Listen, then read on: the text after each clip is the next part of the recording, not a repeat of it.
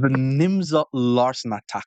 Now, first of all, persons don't know how to play against this. It's always going to be the first time seeing moves like this. Once they play e5, I like to play bishop to b2 and immediately start the attack. They're going to play knight c6 guarding the pawn, just play e3. And then when they play a move like d5, trying to control the center of the board, that's when you play bishop to b5. Now, first of all, if they play a normal move like knight to f6, you're just going to take on e5 and that's a free pawn. Why?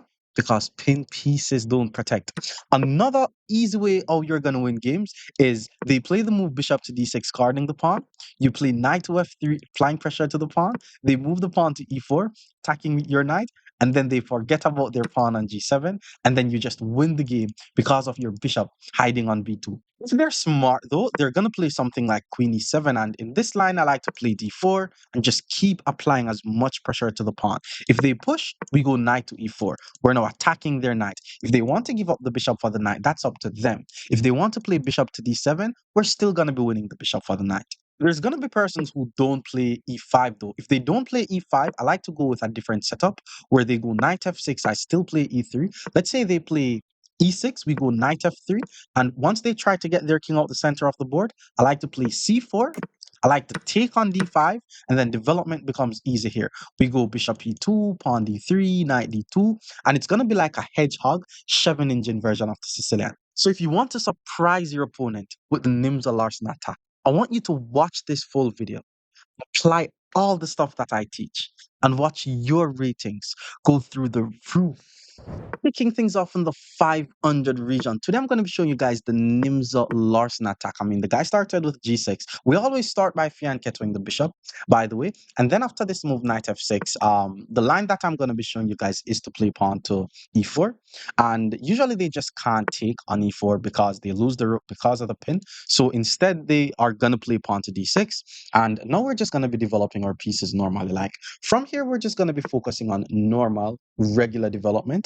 He plays e5 quite early, which means now my pawn on e4 is under attack. But he should not take that pawn with his king in the center of the board. So I'm going to go bishop to c4. If he takes on e4, we go queen e2, pawn d4, and we're going to be applying a ton of pressure to his center. So it's usually advised for him to just, develop his bishop, castle his king. Bishop e6 was played. I mean, that's a decent move. He's trying to trade the bishops off the board. Let's just trade. And now that he's trading, I do not want him to take on e4 anymore. So let's just play queen e2, guard the pawn. Eventually, I'm going to play d4 though, so that way this bishop is very strong on the diagonal. And then I'm going to try to get my king out the center of the board. So knight d7, he's also trying to develop all his pieces. Not sure why he's not trying to fianchetto his bishop though. Let's play pawn to d4, so that way I control the center. If he takes, then I'm going to play knight takes, hit this unprotected pawn, and I'm also trying to get my king out the center of the board. Now, he plays the move pawn to e6, which is a very weird looking move. Because now I'm able to play knight e6, and knight e6 is kind of weird because am I getting my knight trapped? No, but I'm attacking his queen. His queen is not able to, well, he did do it. I mean, I was about to say his queen is not able to attack my knight because there's a drawback mistake, bro. The queen was on d8, guarding c7, moving the queen to e7 no longer guards c7. So now we're just going to take on c7, and just like that, we're winning material 10 moves into the Nimzo Larsen. So now he has to move his king. We're going to grab the rook. We're going to finish our development. We're going to trade all the pieces off the board, and we're going to win a very comfortable game. Knight c5. Why knight c5? He wants my knight to be trapped. And now I'm not able to play knight c7 because the queen is going to take. But that's fine. We're already ahead by a rook. Let's just finish our development. Let's just play the move knight c3. Eventually, I want to play knight d5 and just continue to trade the pieces off the board. I'm also trying to get my king out the center of the board and then hit him with f4 because my rook is going to be on the same line as the king. So bishop g7 was played. The knight is dead. There's no saving that knight. Let's just get the king out the center of the board. He finally took the knight, and now I'm going to play the move knight d5. Why am I playing knight d5? Because I'm ahead by 3 points, and the goal is to start trading pieces off the board. The knight hits the queen, the knight hits the knight. If he takes, I'm just going to take, and I'm doing fine. And remember, eventually I want to play f4 because my rook is on the same line as his king. And because my rook is on the same line as his king, I'm trying to open the position and win the game that way. So h5 didn't really do much. As we said before, the rook is on the same line as the king. We play pawn to f4. If he takes the pawn, we take, his king is in check, he's gonna be in trouble. So he decides to pull the knight back to d7, but you're still in trouble, bro, because we already discussed that the rook is on the same line as the king. What I'm about to do is called a discovered attack, where my pawn moves out the way, so that way the rook reveals the attack on the king, and that's a check. Now he has to get out of that check, and I'm thinking about e6, which would be a fork, but then if I play e6, my pawn is pinned, and then his bishop is also able to take my bishop, so that's not too bad. And I'm also not able to take because my queen is going to be left hanging. So instead, what I'm going to do is I'm just going to play the move queen e4, attacking this unprotected pawn. So that way, if he takes this pawn, I'm able to take this pawn. So we're still trading. I'm still ahead by 4 points. I want to get my last piece in the game with rook a to e1. And this is just winning for white. I'm just waiting for the trades, waiting for some resignation. This is the Nimzo Larsen attack. Everybody is usually down in material by move like 12. Okay, he's helping us to trade. It's a no-brainer. Let's just trade the rooks off the board and not even think about it. And then he plays knight takes, hit the queen. Let's take another free pawn. Now we are ahead by 5 whole points. Our rook on a1 is still not doing anything. So rook f1 is definitely going to be a move. He checks, hits the king, hit the unprotected pawn. Not bad. We still have to move the king out the way. And once he takes the pawn, we swing our rook on the open file. He decided to take this pawn though, which means my bishop is under attack. But now I'm just going to take this free pawn on e5 because we have two attackers. He only has one defender. So let's just take the free pawn. My back rank will always be safe because my rook is staying on the back rank. Cheater. Let's just take back.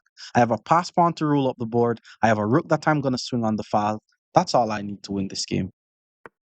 Okay, he's hitting my queen. Knight hits the queen. Let's just check the king first. Apply some pressure to the knight. And once the king moves, we roll the pass pawn up the board. I'm just trying to be a bit careful because knight f4 or knight h4 will be threatening some checkmating ideas, and I'm not trying to lose like this. So he pulls the queen back, which means if I try to roll the pawn now, I lose my queen. But since my rook is not doing anything, let's just swing my rook over in the game. Now I'm threatening some checks here. I'm threatening some checks here. Eventually, I'm going to be able to push the pawn. Okay, he pulls the knight back, and this is where the game ends because I'm already attacking the knight once. But wait, what am I gonna do? I'm gonna check the king on f7. The thing is, if he pulls the king back to g8, trying to hold on to the knight, then ooh, no, that was wrong actually. I was about to tell you guys that, hey, I'm gonna show you guys another example of a discovered attack, but the knight is actually attacking my rook. So I actually should have played queen check. That was actually wrong. It's crazy. Yeah, king back is good. That is crazy. Because anywhere I put my rook, the knight is going to take the queen. And if I try to check with the queen, he's fine. Let's just play. Yo, I didn't want to do all of this, but let's just play queen to f6. And I have to do that because my back rank is a bit weak. Knew he thinks he had a checkmate, but it's not a checkmate. I should have won his knight though. But now we're just trading the pieces off the board, but this is also completely winning. Okay, he pulls the queen back and then he blundered the knight. This is now checkmate in like 3 moves. He moves the king. We just need to check on. Okay, it's mating 2. We just need to check on f6, force the king to move to g8, and then that will be a checkmate. He moves the king, and that's just a checkmate. More Nimzo Larsen against 600 rated players. Stick around. Opponent is now 600. More Nimzo Larsen attack coming your way. D5 v fianchet to the bishop, and a lot of person likes to play knight c6 followed by e5. We are seeing some early c5.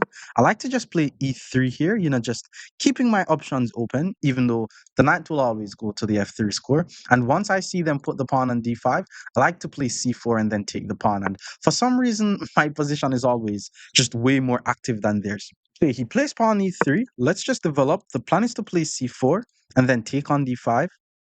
He needs to focus on getting his king out the center of the board. Knight was developed. Now we play c4. And usually once we play c4, the plan is just to take. This is not a bad time to play d4 though. Like he could play d4. Usually when they play d4 in these types of scenarios, we want to have our bishop on the b5 square. Okay, this is also going to happen at the lower level, guys. Like, whenever you have a Fianchetto bishop pointing down the board, people are going to develop their bishop, not being aware of the drawback of their last move. So now his bishop was covering g7. He puts the bishop on d6. Now his bishop is no longer guarding g7, which means I'm now able to take on g7. And just like that, 6 moves into the Nimzo Larsen attack, and we're going to be ahead by so much material. All right, he develops his knight. But that's an entire rook. We're 7 moves into the line. We're already ahead by an entire rook. Yeah, this video is gonna be very fun, guys. Like, the good thing is, I'm also gonna have a video on my members or the Patreon of myself explaining the full Nimza Larsen theory to you guys. So you guys are in for a treat for this one. Okay, now he plays b6. Usually, I always take on d5. He just didn't allow me to do it because he blundered his rook. Now I'm expecting him to take back. And from here, I'm just trying to finish my development. Let's just develop the bishop. Let's pin the knight to the king. We're also ahead by so many materials, so all trades are going to be good for us. He develops his bishop and uh, let me just get my king out the center of the board first. Like, let's stay principled. Anytime he attacks my bishop, I'm gonna take the knight. Why? Because we're already ahead by 6 points. Okay, he moves the queen, which means he's trying to castle his king. Now I'm just gonna develop my knight, and I have a little plan here, which I think he's gonna fall for it. Not really, not really. But my whole idea is, which is what he just did. I want you guys to notice how the knight is the only defender of the pawn on d5. I'm ahead in material, which means I'm trying to trade anyways. So what I'm going to do is I'm going to take the knight, get rid of the knight. This is called removing the guard. And then once the queen takes the bishop, that's when I'm going to take on d5 and attack his queen. Now, if he really wants to win back the pawn, he could sack his bishop and then take on d5, but we're ahead by 7 points. Like, I'm really just cruising here. Any trades that we get, we're going to accept it. And eventually, it's going to be an easy win. All right. Instead, he moves his queen over to attack my knight. Let's just pull the bishop. Not only am I protecting the knight, but I'm also putting my bishop on the same line as the queen. He saw it though. He moves his queen out the way. Let's just play d3 and attack the queen again, forcing the queen to move. Okay, he pulls his queen back to g6. I'm just trying to search for some trades here, guys, to be honest. But let's just get the rook on the open files. Rooks needs files. I'm also putting my rook on the same line as his king, so we could get some stuff from there. And then he plays rook to g8, which did absolutely nothing. So what we're going to do now is I'm trying to get some trades in this position. So I'm going to move my bishop to b5, apply as much pressure to the knight, and then try to trade the pieces off the board. So let's go bishop e5. Ah, how was that trick? Obviously, the guy's threatening a checkmate. I'm not going to be falling for any checkmate. And if you're watching and you didn't see the guy was threatening a checkmate, then you definitely have some problems, bro. Okay, now he plays knight b4. He's really trying to attack us, but that's actually going to help us because moving the knight to b4 is only helping us to trade the knights. Not only is he helping us to trade the knights, but my rook is now on the same line as his king. Perfect time to tell you guys about the tactics book that I'm working on. Will really help you guys to get better at chess, where I'm collecting my fans' tactics and putting them in a book. So if you want to be featured in the book, send your tactics to tactics.chesswithakeem@gmail.com. If you notice he's not able to take on b4, because if he takes on b4, the rook is on the same line as the king, and it becomes a discovered attack. Once he takes, I'm now going to be able to take, and he's just going to lose his queen. He's thinking about it, though, but he knows he's not able to do it. He has a lot of pieces pointing towards my king, by the way. So maybe he's trying to sacrifice his bishop. He plays h5. The guy's going for the king. And okay, let's just trade the pieces off the board here. Let's just go bishop to e4. That's one less piece pointing towards my king. Maybe he's going to play h4, but that's just going to be a pawn. Okay, he's trading. Let's just take. And I'm thinking about some knight f4 ideas to hit the queen. I'm ahead by 10 points here. Like, what could go wrong? Okay, instead he puts his queen on f5, hits this knight, but it's guarded. He's hitting this knight, so I'm just going to play pawn to e4, hit the queen, guard the knight. Okay, he resigns. But more Nimzo Larsen against 700 players. Stick around. Our opponent is now 700. Let's play some more Nimzo Larsen. Okay, e5, we go bishop b2, immediately attacking the pawn and come on, bro. What's this? I attacked the pawn and the guy just played b6. That's just a pawn, bro. We're three moves into the line and we're already ahead in material. Let's just pull the bishop back to b2. All right, he's developing his knight. Let's develop our knight. From here, we're just going to develop on castle. He's developing his bishop. Let's go e3. And let's just get our pieces out the center of the board as quickly as we possibly can. Okay, first I'm going to play c4. You guys know I like to play c4. And another move I like to play is putting my bishop on d3. Because what I'm noticing is if I'm able to put my bishop on d3, both my bishops are going to be pointing towards the opponent's king. And I could be able to set up some very nice move there. Once they play d5, we always take on d5. Like, we usually play c4 in order to take on d5 anyways. The thing about this though, if knight takes d or queen takes d5, now we're not able to play bishop to d3, but I am able to play knight c3, which, develops the knight, gains a tempo on the queen. He pulls the queen all the way back. And how am I going to do this? Let's go queen c2. Let's point the queen towards this h2 pawn. I'm thinking about knight g5. Pawn c6 didn't even do anything. Why aren't we developing our pieces, guys? Develop, develop, get the pieces off the back rank. Okay, I need to teach you guys about breaking principles. When is it okay to break principles? Have a look on my position. I have one, two, three, four pieces developed. He has one, two pieces developed. With that being said, I'm not completely lost. I'm not even lost if I play a move like knight to g5. What does knight to g5 does? Not really threatening any checkmate just yet, but I am pointing it towards his h7 pawn, which means if he moves his knight away from f6, or if I'm able to force his knight away from the f6 square, then he could be getting checkmated. Knight d7 was played, makes a lot of sense, because even if I find a way to take his knight on f6, the other knight is just going to be replacing that knight. So let's just continue with our development. Let's just go bishop d3. Again, notice how all the pieces are pointing towards his king. I also have three pieces pointing towards h7. He only have two pieces guarding h7. And if he plays pawn to h6, definitely going to hit him with the fishing pole trap. Well, he plays g6 instead, which is fine. I mean, because now I'm not able to do the whole attacking ideas over here. But let's just get the king out the center of the board first. I'm choosing to castle on the queen side because he castled on the king side, and opposite side castles makes a crazy game. I have a piece on his half of the board, by the way, which he's not neutralizing, so I guess he's not going to try to chase away my knight. Knight e5 is a nice move. He's attacking my bishop twice. I'm only guarding it once, so have to pull the bishop back. And then bishop to c5 will also be a nice move because he's developing his bishop and he's attacking my queen. Well, not really, because if he puts the bishop on f5, then pawn to e4 just kicks the bishop. And then pawn to d4 is coming, and that's going to kick the knight. So all I'm going to do now is just kick his pieces back. Now the bishop has to go back. And then once I play d4, the knight has to go back. And he's still not trying to neutralize my knight.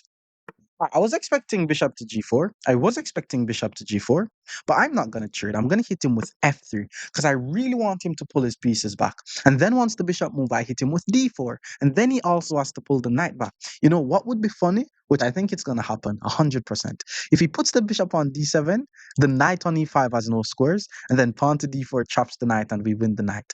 Where else is he going to put the bishop? Maybe e6. Yeah, e6 is also a square. But who wouldn't put the bishop on d7? He puts the bishop on d7. I tell you guys, now we play d4. He has nowhere to put his knight, which means the knight is trapped. And even if he now tries to attack my knight, once I take his knight, I will be attacking another knight. So white is now just completely winning. All right. He's guarding with the queen. Let's just take the knight. Queen takes. I'm trying to. Oh, is he really going to play queen takes? Is he going to put his queen on the same diagonal as my bishop? That will make room for discovered attacks. It's just funny though, because I'm not seeing any discovered attacks and my knight is unprotected. Okay, guys, remember what we said about the threat being better than the execution? That is still true. Let's not lose the knight. Let's play h4. Let's protect the knight first, and then we can think about some moves like knight d5, which would be a very nice idea. Okay, he saw it. He saw it immediately, and he pulled his queen off the same diagonal. All right, how do we continue with the attack? Let's just play h5. I'm trying to open the h5 for my rook. Yes, he's able. I thought I blundered my knight. That was kind of crazy. I thought I blundered my knight, but I didn't. Moving the pawn to h5 left my knight unprotected. I didn't see that he's able to check, which hits the knight and hit the king. But because I'm ahead by 3 points, I don't mind trading queens off the board. Putting the queen on d2 guards the knight, and if he takes my queen, then rook takes d2, and this is just fine for me. So he's trading. I'm okay with all the trades. Let's just take with the rook, applying some pressure to his bishop, which means if he moves this knight, he's losing the bishop. But moving this knight will be attacking my unprotected knight. So it's not like he's going to be losing a piece, which is why he protected his bishop first. But let's just take on g6 so that way I'm able to open this file for my rook. All right, h5 was not necessary, bro. Just take back the pawn. Like, why didn't you just take back the pawn? No, I'm gonna take your pawn. My knight protects f7. I'm sure you're not gonna sack the rook. No, you have to move away your king. I mean, once I chase away your knight, your h pawn is gonna be hanging. Now we could say you're. I mean, he was losing from a while, but now he's really losing. Now he's losing. Okay, let's see. I need to ensure that this knight is not able to move. So let's move my knight out the way so that way his knight is now pinned, which means I'm now able to try to take this pawn on h5 for free. I'm also thinking about knight e3 to f5 to continue with the attack on his king. Again, I should not try to rush this game because I'm ahead by 5 points. All I need to do is trade the pieces off the board, win the game the easier way. But if there are ways for me to win other ways, I'll take it. Okay, king g6 breaks the pin, hit the knight. Decent move. Let's play f4 though, protecting the knight. I'm also thinking of playing e5, hit this knight, and then bishop to d3. Okay, yeah, now he's just begging to lose. He took a pawn, which is clearly being guarded by my knight. So now I'm ahead by 7 points. Okay, now he takes on d7, but then he blundered his rook.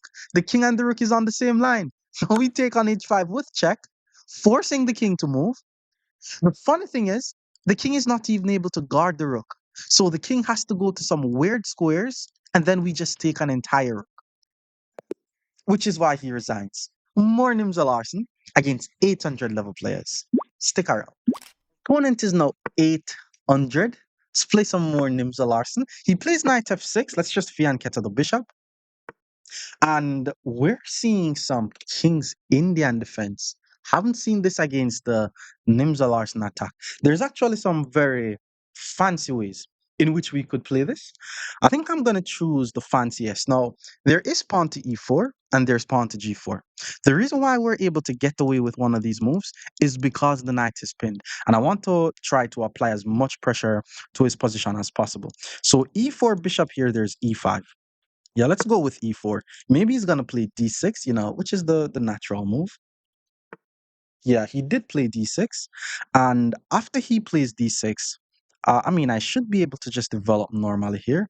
I want to find a way to use the fact that I have this diagonal pointing towards his king to do something.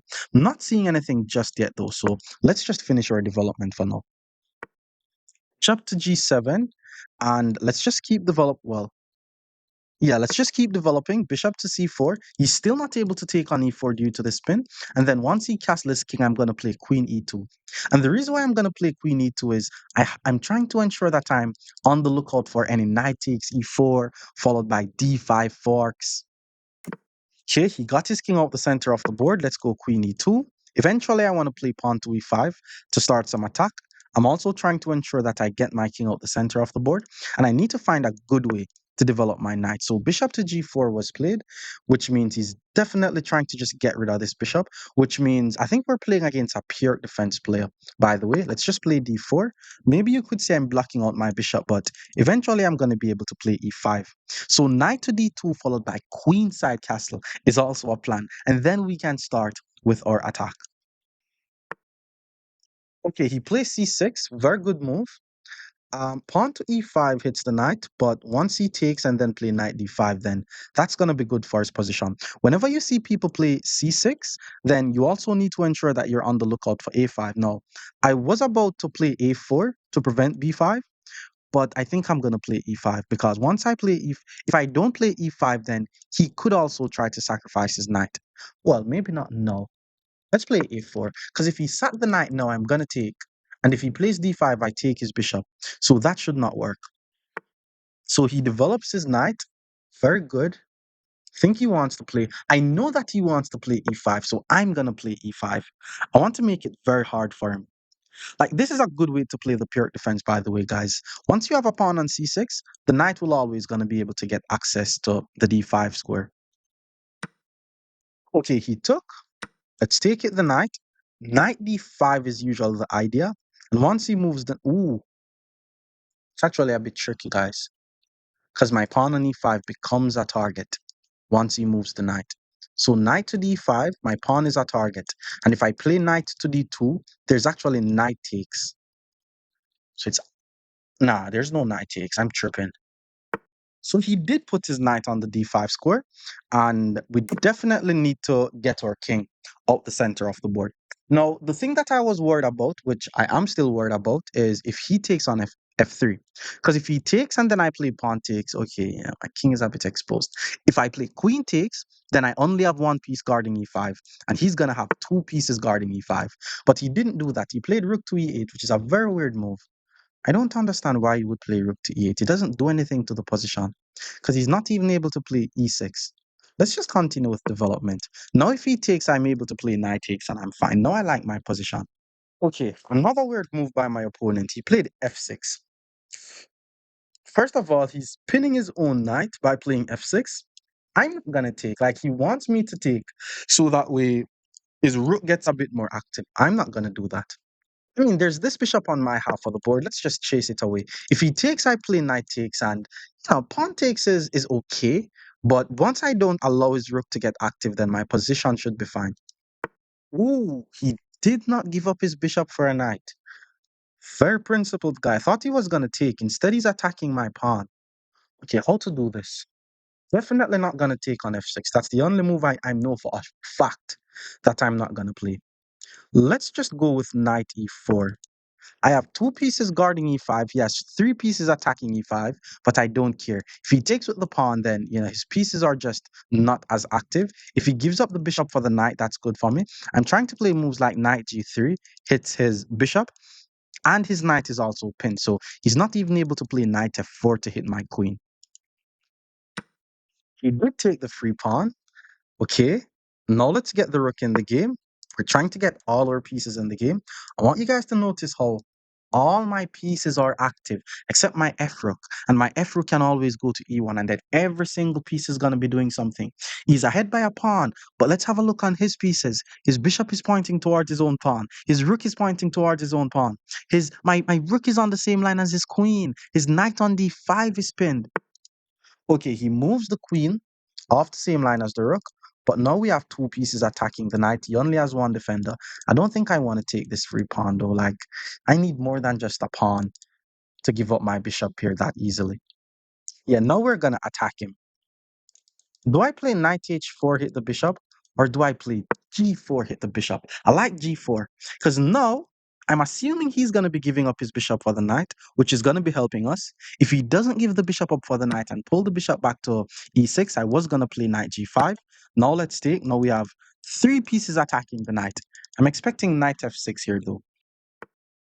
E6, okay, which means now the knight is no longer pinned, but now we're able to grab this pawn. We have one, two, three attackers. He has one, two, three defenders. We're not able to grab that pawn. So we have to try to add more attackers to that pawn. Let's go rook to e1. Now all our pieces are active. Knight takes e5 is now my plan. Okay, he moves his king. It's a very weird move, bro. I don't think you needed to play that move. Knight g5 threatens f7. Or I'm just going to take back my pawn. Let's just take the pawn. If the knight takes, we take. If the bishop takes, it's going to be a weird, boring, ugly endgame, though. Well, let's just do it. Let's just take the pawn. I mean, I should be able to win this endgame.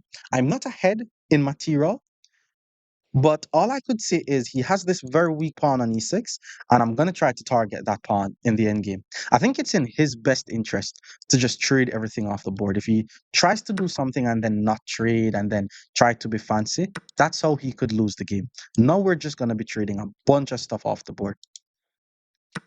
Okay, he's trading. Let's check. Hit the queen, hit the king, and then once the queen takes, we take on e5. Whoa, that's crazy, bro. He didn't trade. What was that? I'm trying to take this knight, but he's gonna trade the queens first. If I take the knight, he trade the queens first. And I have no in between move. And if I take, he's gonna take. So let's use the opportunity to take the queen. And then once his knight takes, my rook gets access to his seventh rank. Now we're winning now. We have to be winning because the moment he moves the knight, he's losing a pawn. I mean, he could protect the knight. He has two pieces guarding e6. I have two pieces attacking e6, so he's not losing e6 just yet. So he could get away with rook to c8, but my plan is to play f4, f5. He did found that move. Now we hit him with f4. The plan is to play f5, apply some pressure to this pin pawn. I'm also trying to get my king as active as possible in this endgame. Okay, he puts the knight back on d5. Okay, maybe he wants to take on f4 now. But here's what we're going to do though. Take the knight first. Once he takes back, we trade rooks, then take on b7. Okay, but then maybe he gets access to my second rank. Maybe I don't want to do that. Let's not rush the endgame. This pawn is always hanging. Let's play rook to e4 and just guard the... Oh no! Bro, this is why I don't like playing my students. Knight f6 is a fork, bro.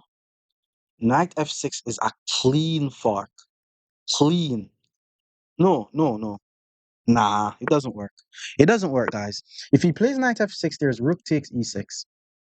And if he takes my rook, I take, and that's double check. And if he takes, I check. So he plays knight c3 first. But now I have two pieces attacking e6. And he only has one piece guarding. So taking on e6 is just a free pawn. And we're winning. Trading, let's check. Force the king to move. And keep in mind, we are already ahead by one pawn. And I'm currently seeing ways in which I could win even more. So he move away the king. First of all, I could check once the king move, I grab the rook and then grab another pawn. But let's just take on h7 because now my bishop attacks the rook. That's a discovered attack, by the way.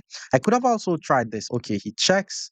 Now we hit the knight, and I'm assuming he's not seeing that his rook is guarded. He grab a pawn, but he blundered his rook. And I'm assuming he's gonna resign here. He played very well for 800 though. That's a night, bro.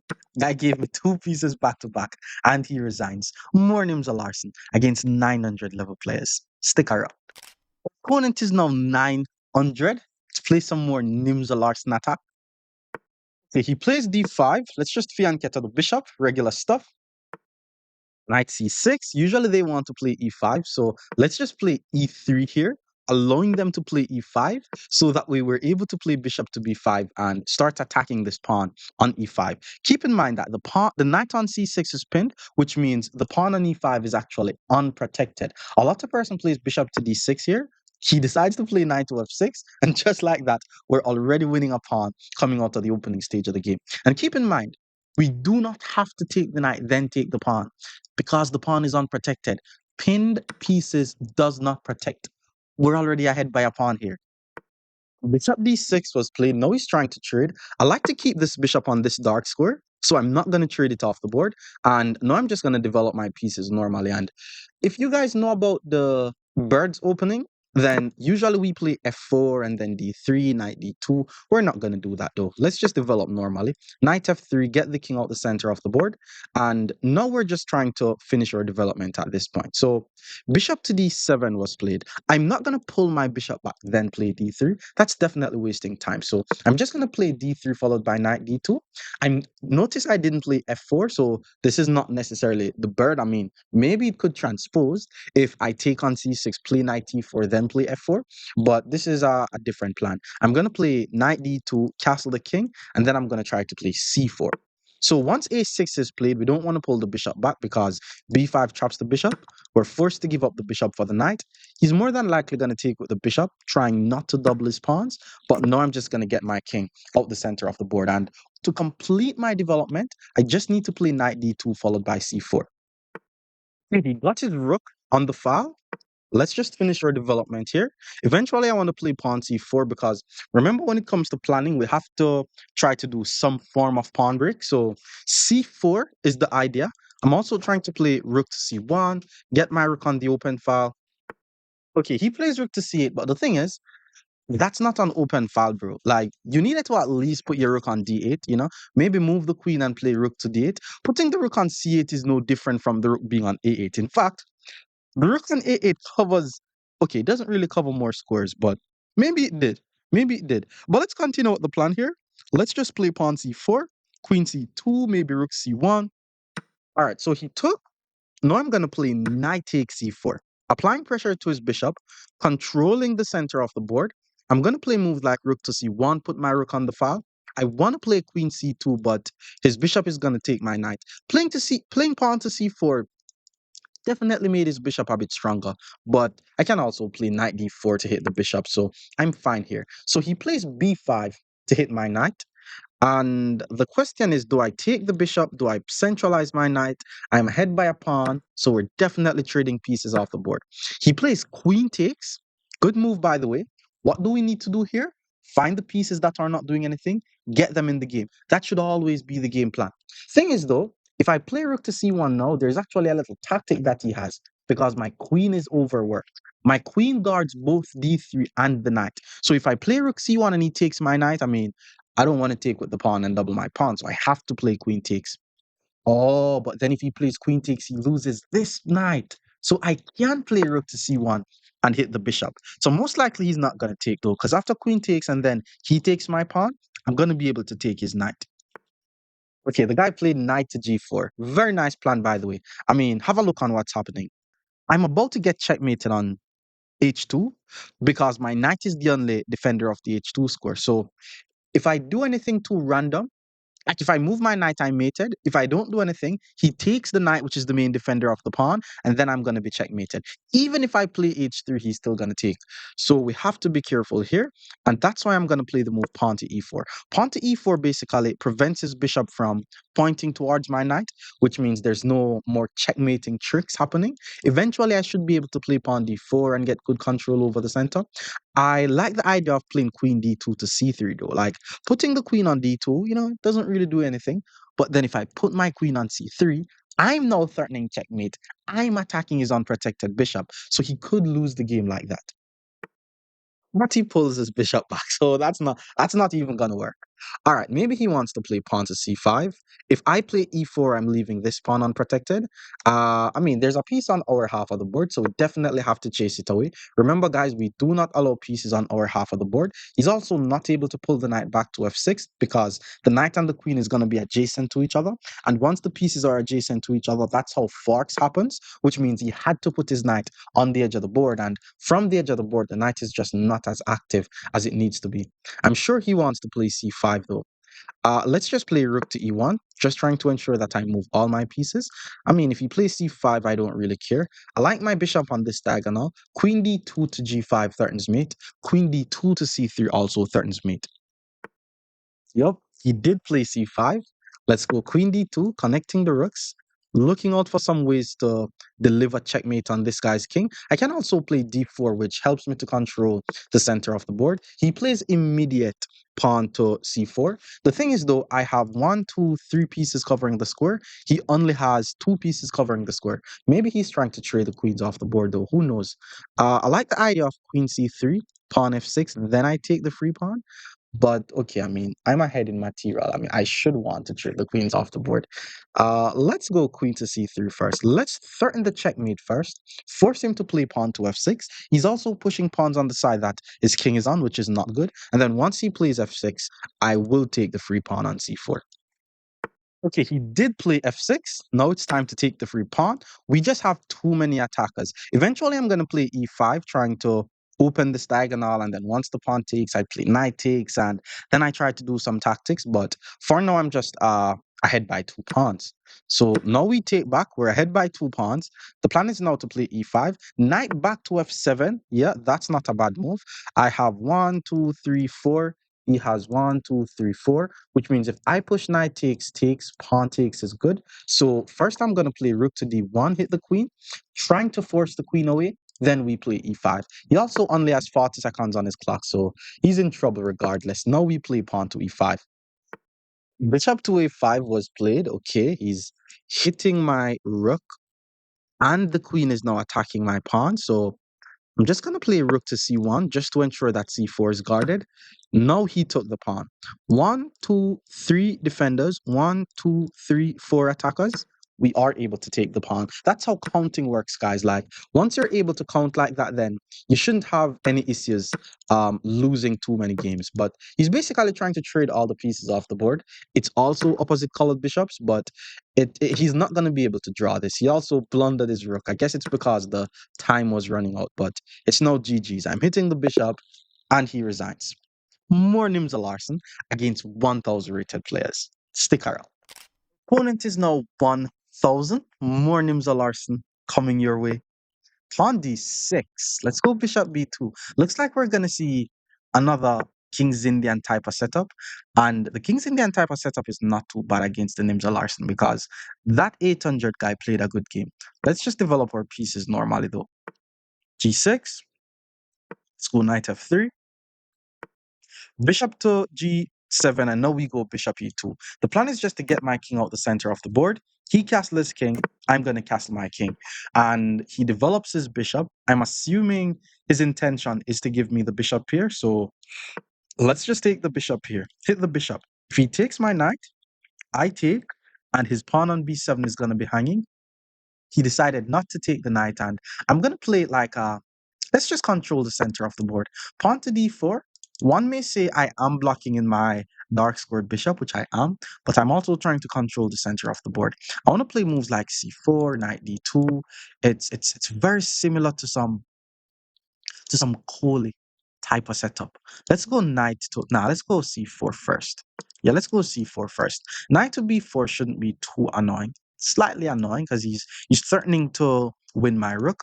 But I'm just gonna put my knight. Nah, I'm not even gonna put my knight on the edge of the board. I'm just gonna develop my knight. Because if he puts the knight on c2, we hit him with rook c1. Okay, b6 was played. I have no idea why he would play b6.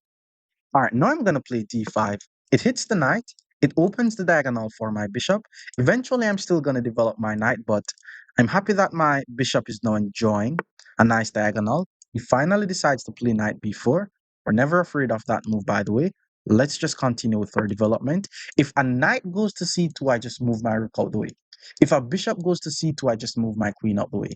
Eventually, I'm going to play pawn a3. So now that he plays c6, perfect time to play a3, by the way, because the knight is the only defender of the pawn. He wants me to take on c6 so that way the knight takes. But instead, I'm going to play pawn a3. Not only am I following the principle of neutralization, chasing the knight out of my half of the board, I'm also doing a removing the guard tactic. Because once the knight moves, we take on c6 and we will be ahead by a pawn.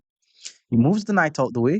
There goes his pawn. And just like that, 13 moves into the line, and we're already ahead by a pawn. So he moves his rook over in the game. He's trying to take back the pawn, but I have a very nice idea here with pawn to b4. It doesn't protect the pawn, but he's not able to take because if he takes, his rook and his knight is going to be adjacent to each other, and he's going to be fucked once I play pawn to b5, which is why he pulls his knight back to c7. But now there's nothing attacking my pawn. So from here, we just need to continue with the attack. Knight d4, I really like. Hit the bishop, guard the pawn. There's bishop f3, there's knight d5.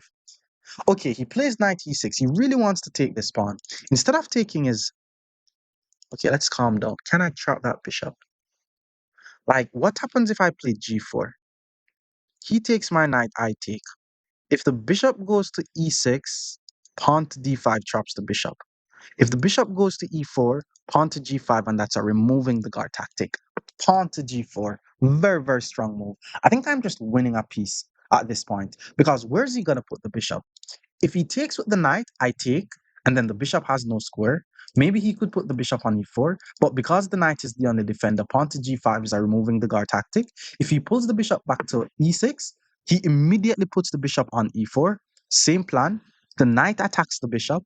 The knight guards the bishop. Oh, okay. I was about to say pawn to g5 is a removing the guard tactic, but this knight is there. So what are we going to do? We're going to remove this knight from guarding the g5 square. So we take here. And is it a removing the guard tactic though? Is it really a removing the guard tactic?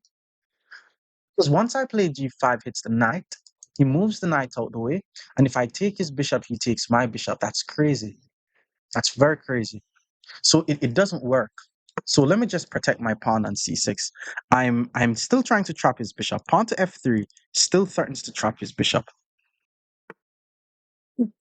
Okay, let's see where he's gonna put the bishop once I play pawn to f3 now. Let's see. Because this bishop has no squares. I'm just gonna take the bishop on the next move. Unless he plays queen d6. Queen d6 would be a nice move, by the way. Because okay, that wasn't too bad. He hits my knight. Maybe he's like, okay, if you take my pawn, my bishop escape, but your bishop is not escaping, bro. And I'm still able to take with the knight, and then after you take, we take, and I'm still doing fine. But because I know that the bishop is not escaping, can't I just take with the pawn? Yeah, just being patient. Where's the bishop going? The bishop has nowhere to go. That's just a pawn. Then I could take with the knight, and then my bishop and my queen is going to be guarding d4. So he's not even going to be winning my pawn on d4. Oh, guy's so kind. Bro, you're 1,000. You're representing Nigeria. That's a queen, bro. He resigns. More Nimzo Larsen against 1,100 players. Stick around. Opponent is now 1,100. More Nimzo Larsen coming your way. Let's go bishop b2, c5, we go e3. This is how I like to develop. And then after knight c6, we go knight to f3. So already he's just not going to be able to play e5.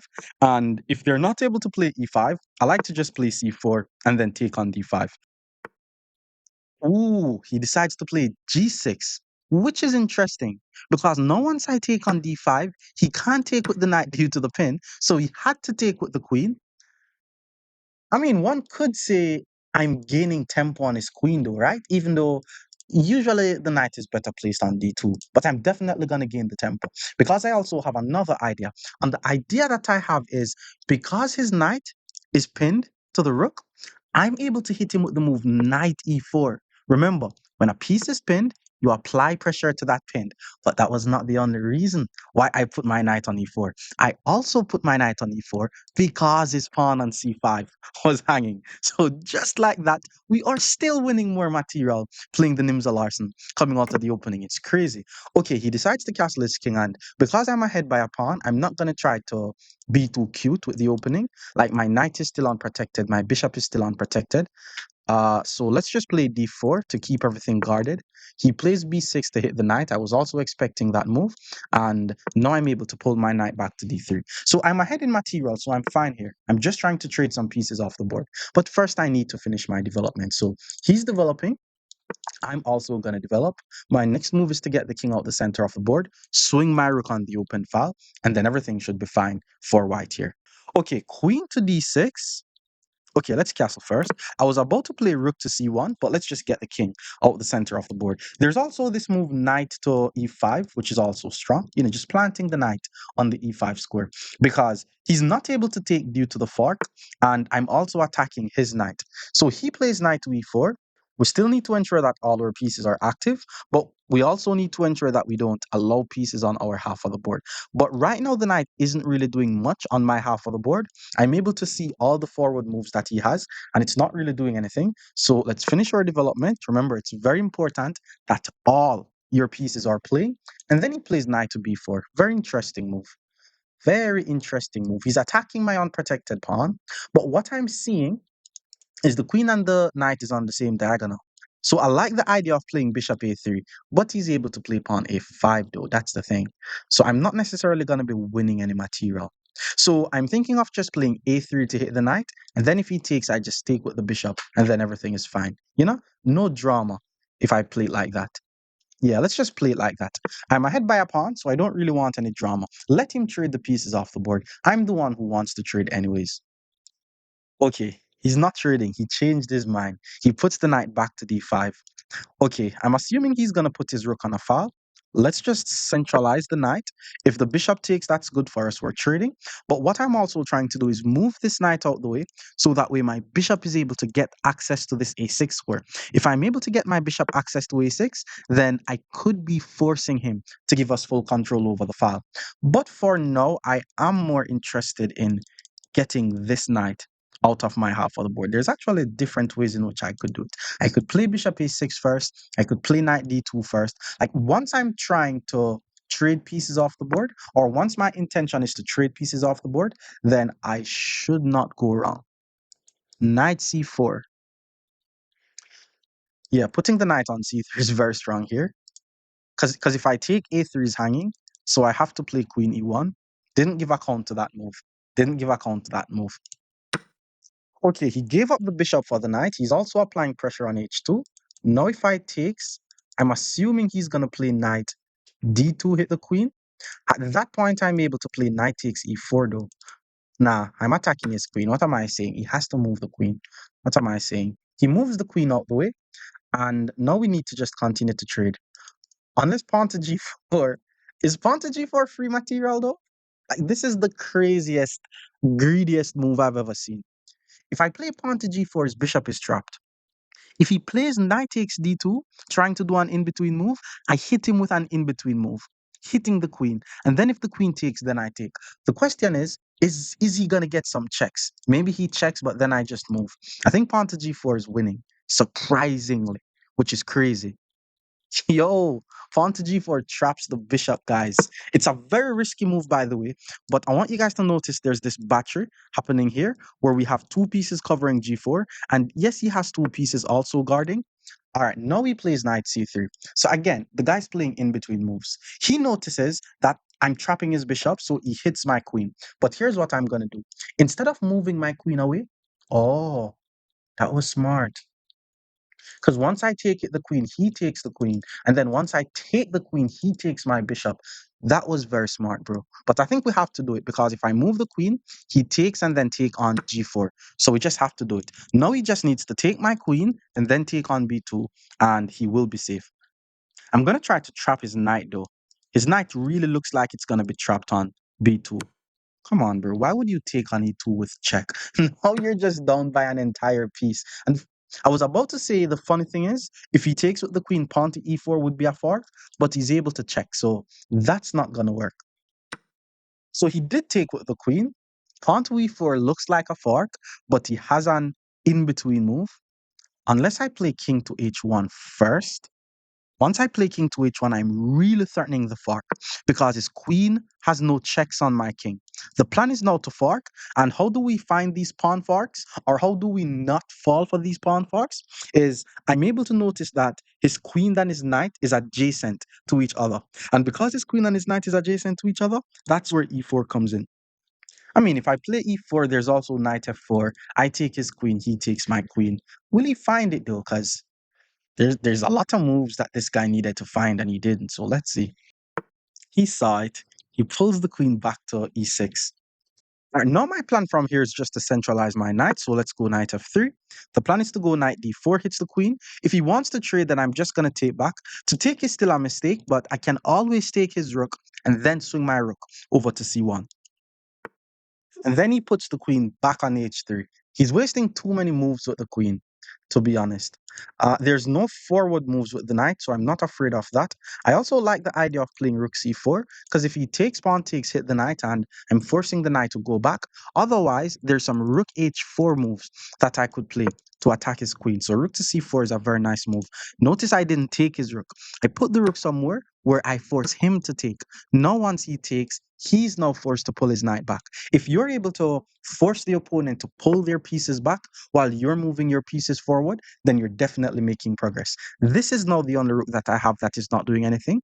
What do we do with rooks? We put them on open files. Rooks needs files. Okay, he puts his knight on e6, good square for the knight, but there's still not a lot of good forward moves that I'm seeing with that knight.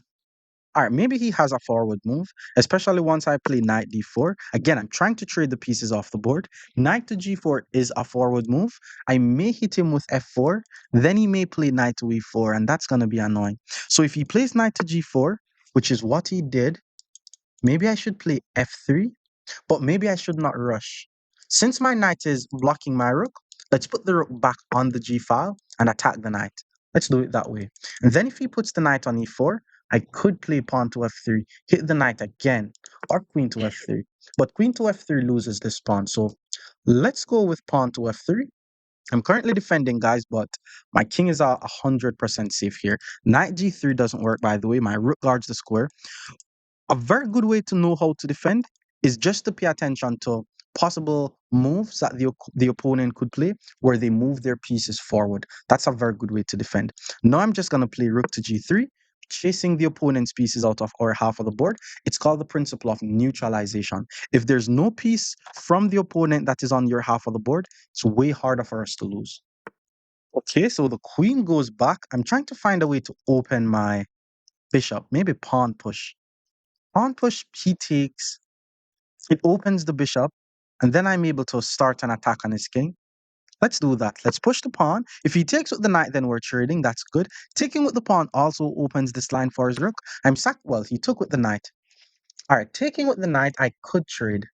But I like the idea of playing knight to f5. I really like this move because now my bishop covers this full entire diagonal, which means his king has nowhere to go. So he now has to be extremely careful about his next move because I am threatening a checkmate in one. All he needs to do is move his rook, to be honest. He found it. He moved his rook out the way.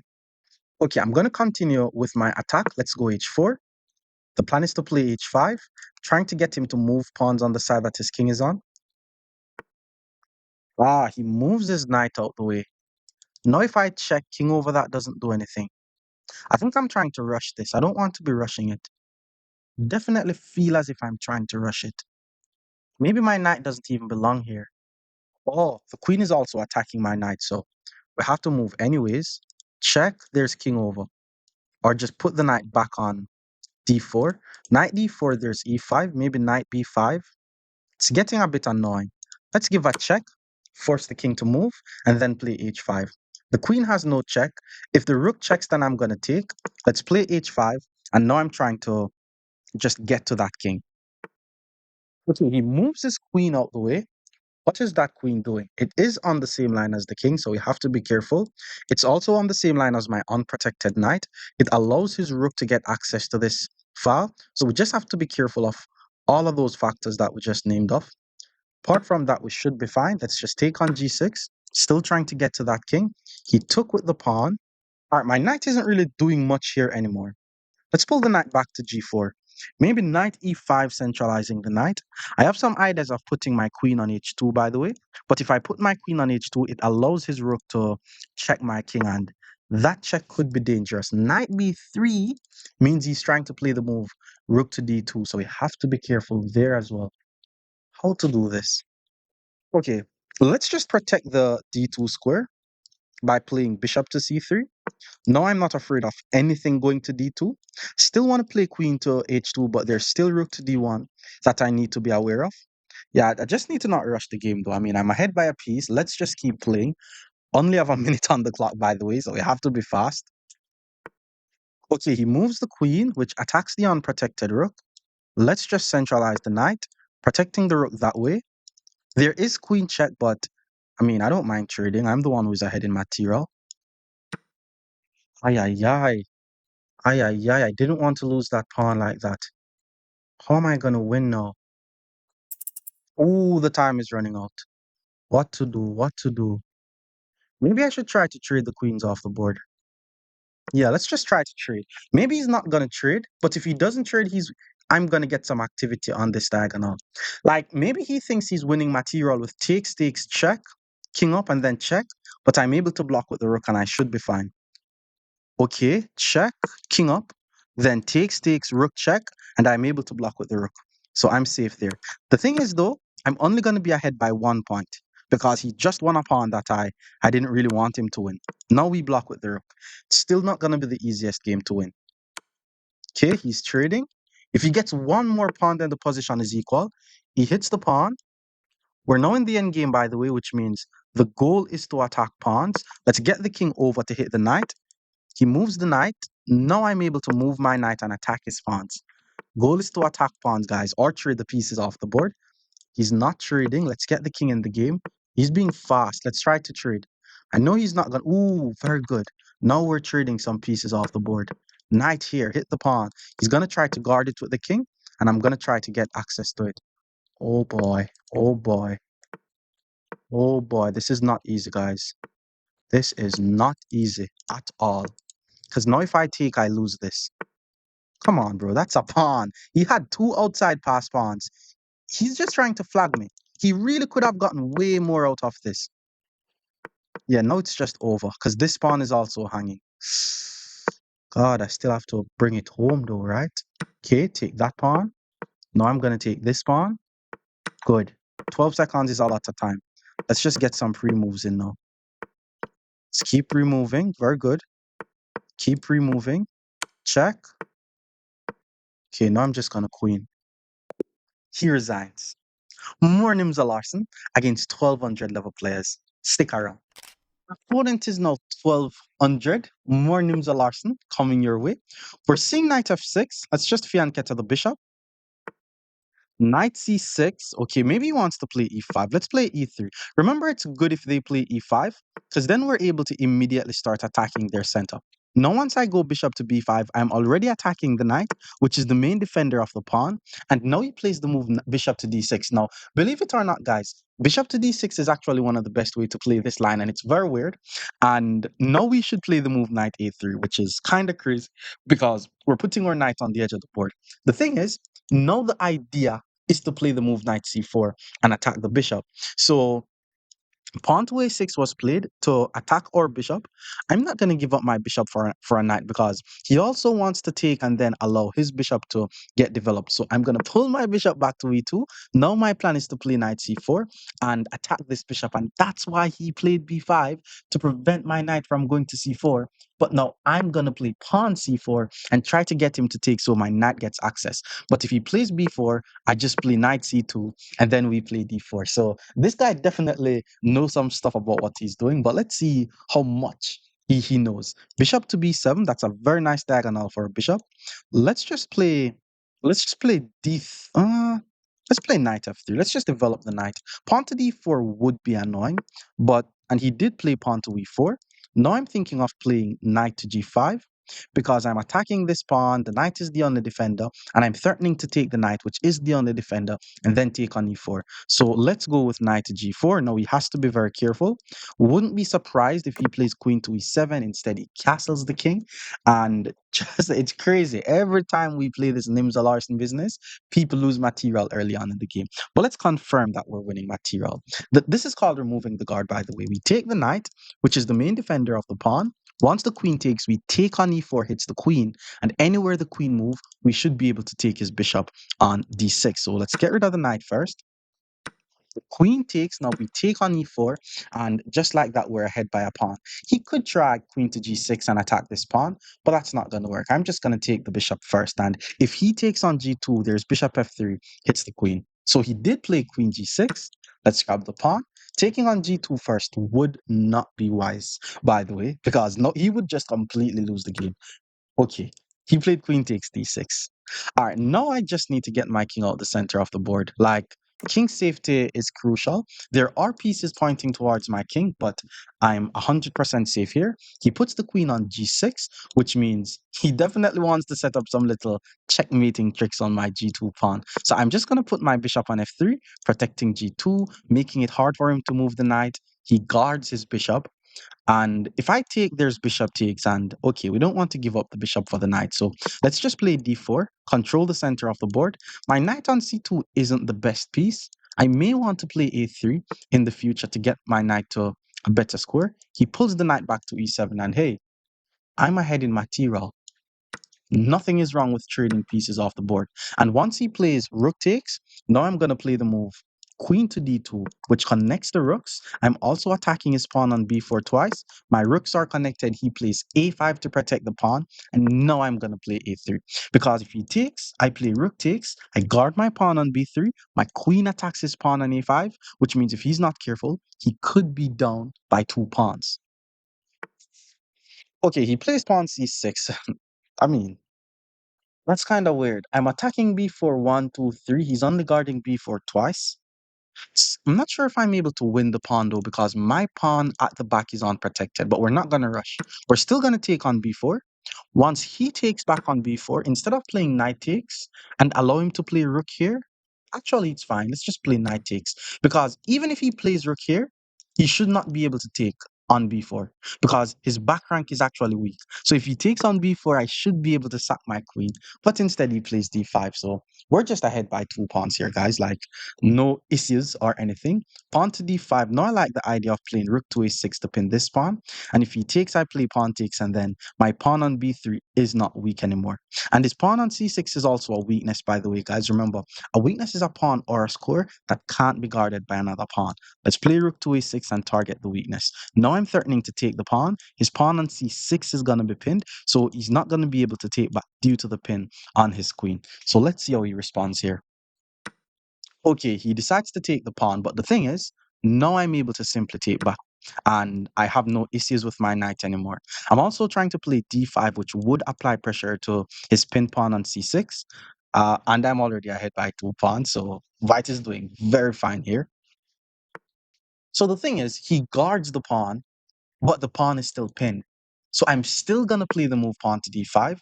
We're still applying pressure to the pin pawn, and the plan is just to take the free pawn. And keep in mind, the guy's back rank is also a bit weak. So if I'm able to get his rooks off the back rank, he could also be getting checkmated on the back rank. I has to be careful here. Queen e4 was played. Okay, we're going to trick him now. So we're definitely taking, okay, maybe take with the knight and then take with the pawn, or take with the pawn first. Okay, let's just, no, it's tricky because he wants to take here. So let's just take with the pawn, gain the tempo on his rook. Knight takes should not work. Well, knight takes is, nah, knight takes should not work. If knight takes, he loses the game. And I'm attacking his rook. He lost the game. His back rank is weak, guys. All I need to do is take his knight. It's a free knight.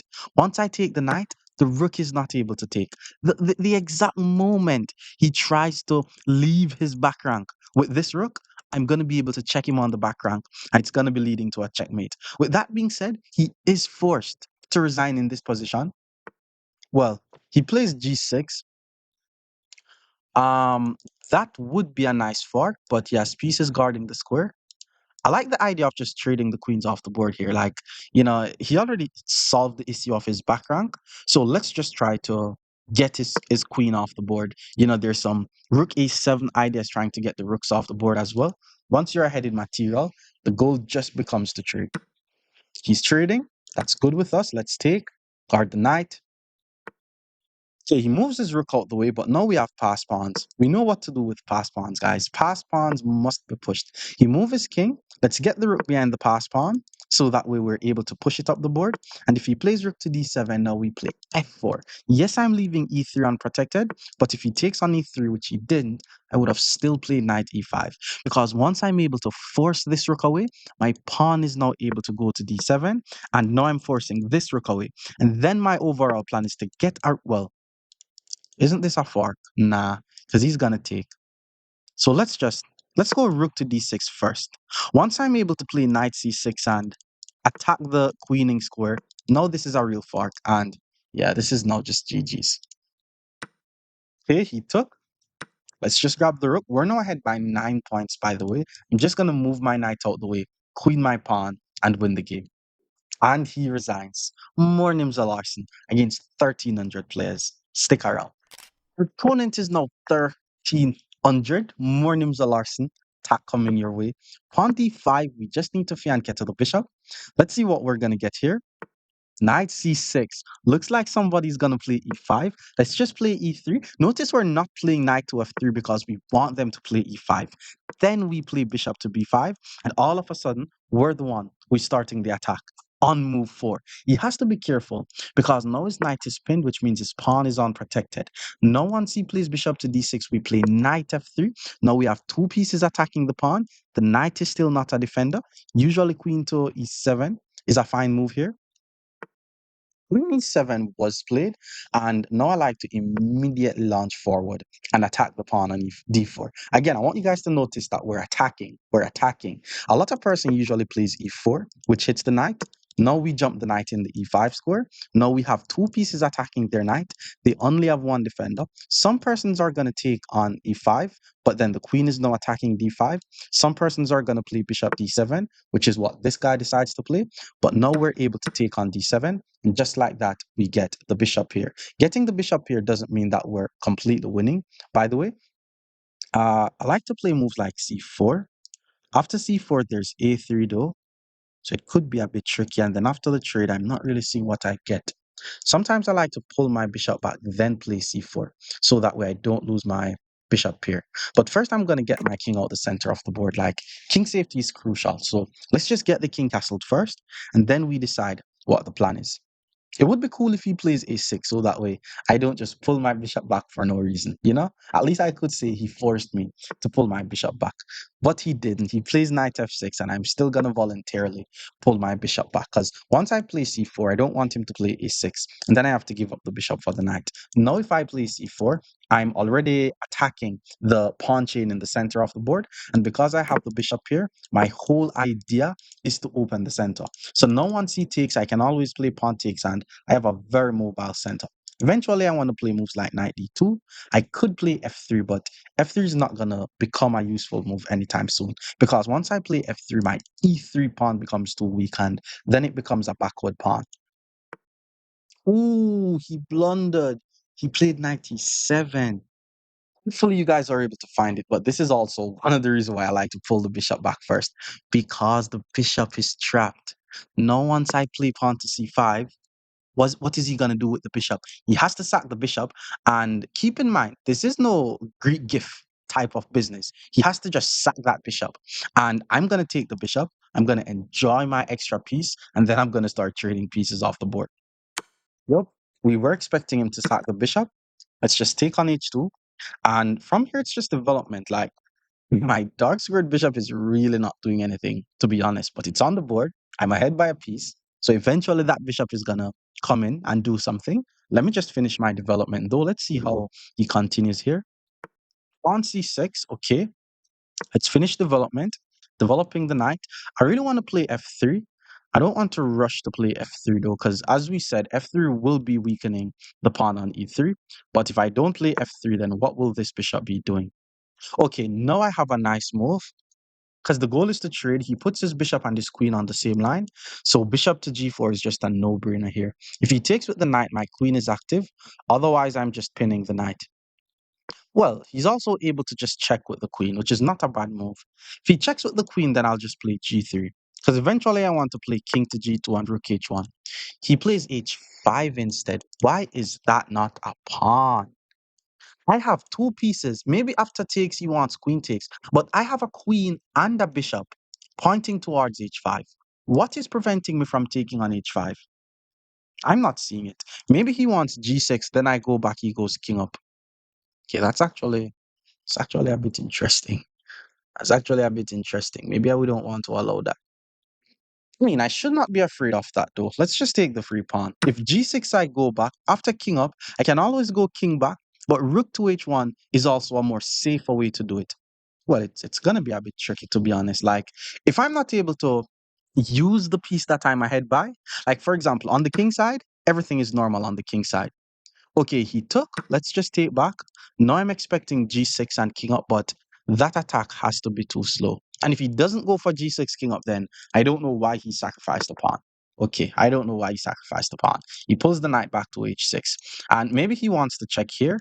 So now has to be the perfect time to play f3, preventing any knight from going here. And if he takes, maybe I play rook takes because I'm trying to keep e3 guarded.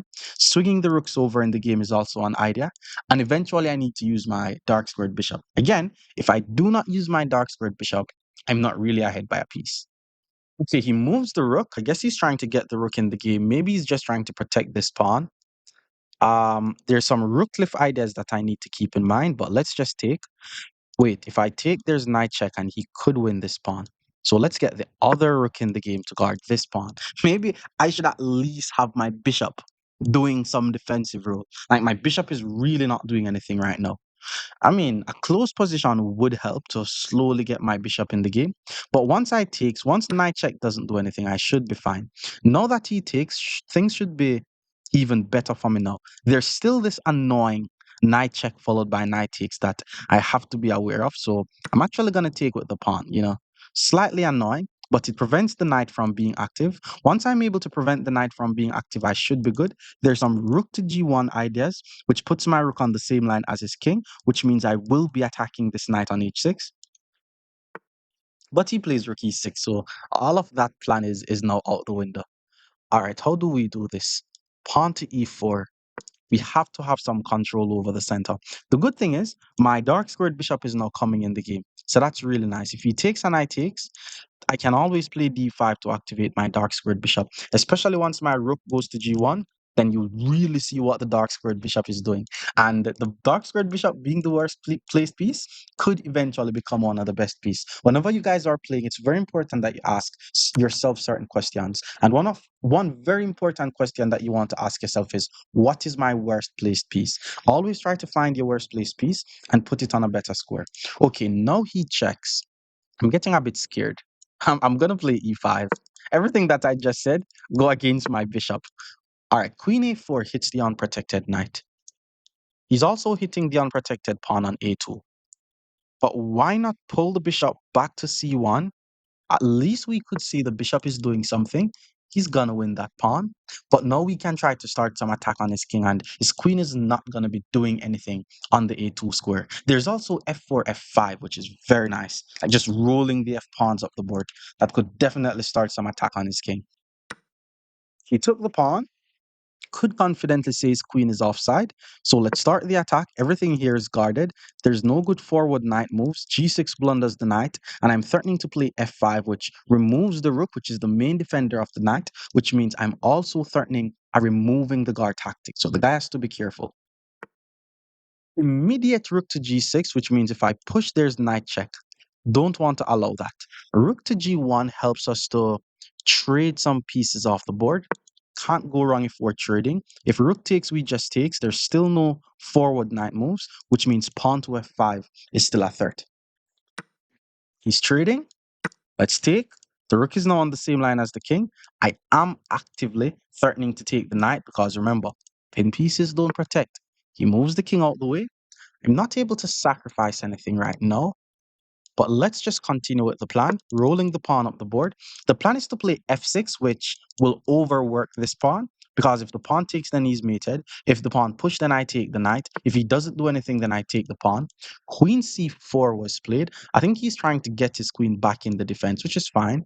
Like the best he could get out of this is maybe him trading the queens off the board, but he's going to be losing some material either way. If he touches the pawn, he loses the knight. If he pulls the queen back, that's what I was expecting. Okay, I have to be careful. I was thinking about playing rook takes, but knight g4 would be crazy. Wow. And if I play pawn takes, he moves the king. Wow. Knight to g4 check. Look at that. I almost lost my queen, yo. Okay, how am I going to do this? All right, let's not rush. Let's just take the free pawn. Comes with a check. Force the king to move. He's still threatening to win my queen. So we have to ensure that the queen is guarded, right? So let's say queen back to h3, which means if he checks with the knight, then I just take. And my bishop is going to come in now with knight f3. And then now I'm going to have enough pieces attacking his knight. I mean, anytime he moves the knight, I should be okay with trading. I'm ahead by an entire piece. Let's just trade the pieces off the board. And the king takes, he's attacking my pawn. Let's go knight f3, protect the pawn. There's some knight g5 ideas. I'm assuming he's going to want to grab this free pawn. Let's just play knight g5, check the king, force the king to move. Now the king has to go back. And then I have a very nice idea to trade some pieces off the board. Very, very nice idea. Now that the king goes back to g8, notice how the king is on the same line as my rook. So what I'm going to do is I'm actually going to play the move knight e6, which is crazy. Because yes, the pawn is able to take my knight, but then my bishop is now able to apply pressure to his pin knight. And on the next move, I'm going to take the knight. And what am I doing? I'm ahead in material, so I'm trading pieces off the board. And just like that, I'm winning. Maybe he could try rook to g8, but I'm just going to move my bishop. Can't lose this game being ahead by an extra bishop. So let's just move. If he trades, it's just helping me. Yeah, trading is also making the game easier for me. He's trying to activate his king, but once I'm able to use my king to prevent his king from making any entry and his pawns are going to be stuck, it's just going to be a matter of time since he's only going to be able to move his king and then my king is going to be able to go around. Playing a5 makes it easier for me though because he's putting his pawn on a dark square. Bishop to a5 now attacks the pawn. That's now just a free pawn. He pushes the pawn. Let's grab the free pawn. He moves the king. Okay, now we just have to be a bit careful. Let's pull the bishop back first. There's no pawn moves. There's only king moves that he's able to play here. But eventually I should be able to outflank his king. That's what I'm doing. Just forcing his king to go back. Keep forcing his king to go back until my king is just going to get injured. And if I have to waste a move, I should be able to waste the move. Let's pull the bishop back, preventing the king from going there. Now my king is going in, and the king will just keep going in until I take all his pawns off the board. And he resigns. More Nimzo Larsen against 1,400 players. Stick around. Opponent is now 1,400. More Nimzo Larsen attack coming your way. E5, we go bishop b2, and we are immediately starting the attack on their pawn on e5. Now, once you see knight c6, you play e3, because now we want to play bishop to b5 and then start threatening some removing the guard tactic. Okay, knight f6 was played. Let's hit him with bishop b5, applying some pressure to the knight. Pawn to d6 is definitely a move here, but he will be blocking out his bishop. Okay, pawn to d6 was played. That was the expected move. And we want to apply even more pressure to e5. So now we're going to play d4. So if he's not careful, we're still going to be taking on e5 because the knight isn't really one of the defenders of e5.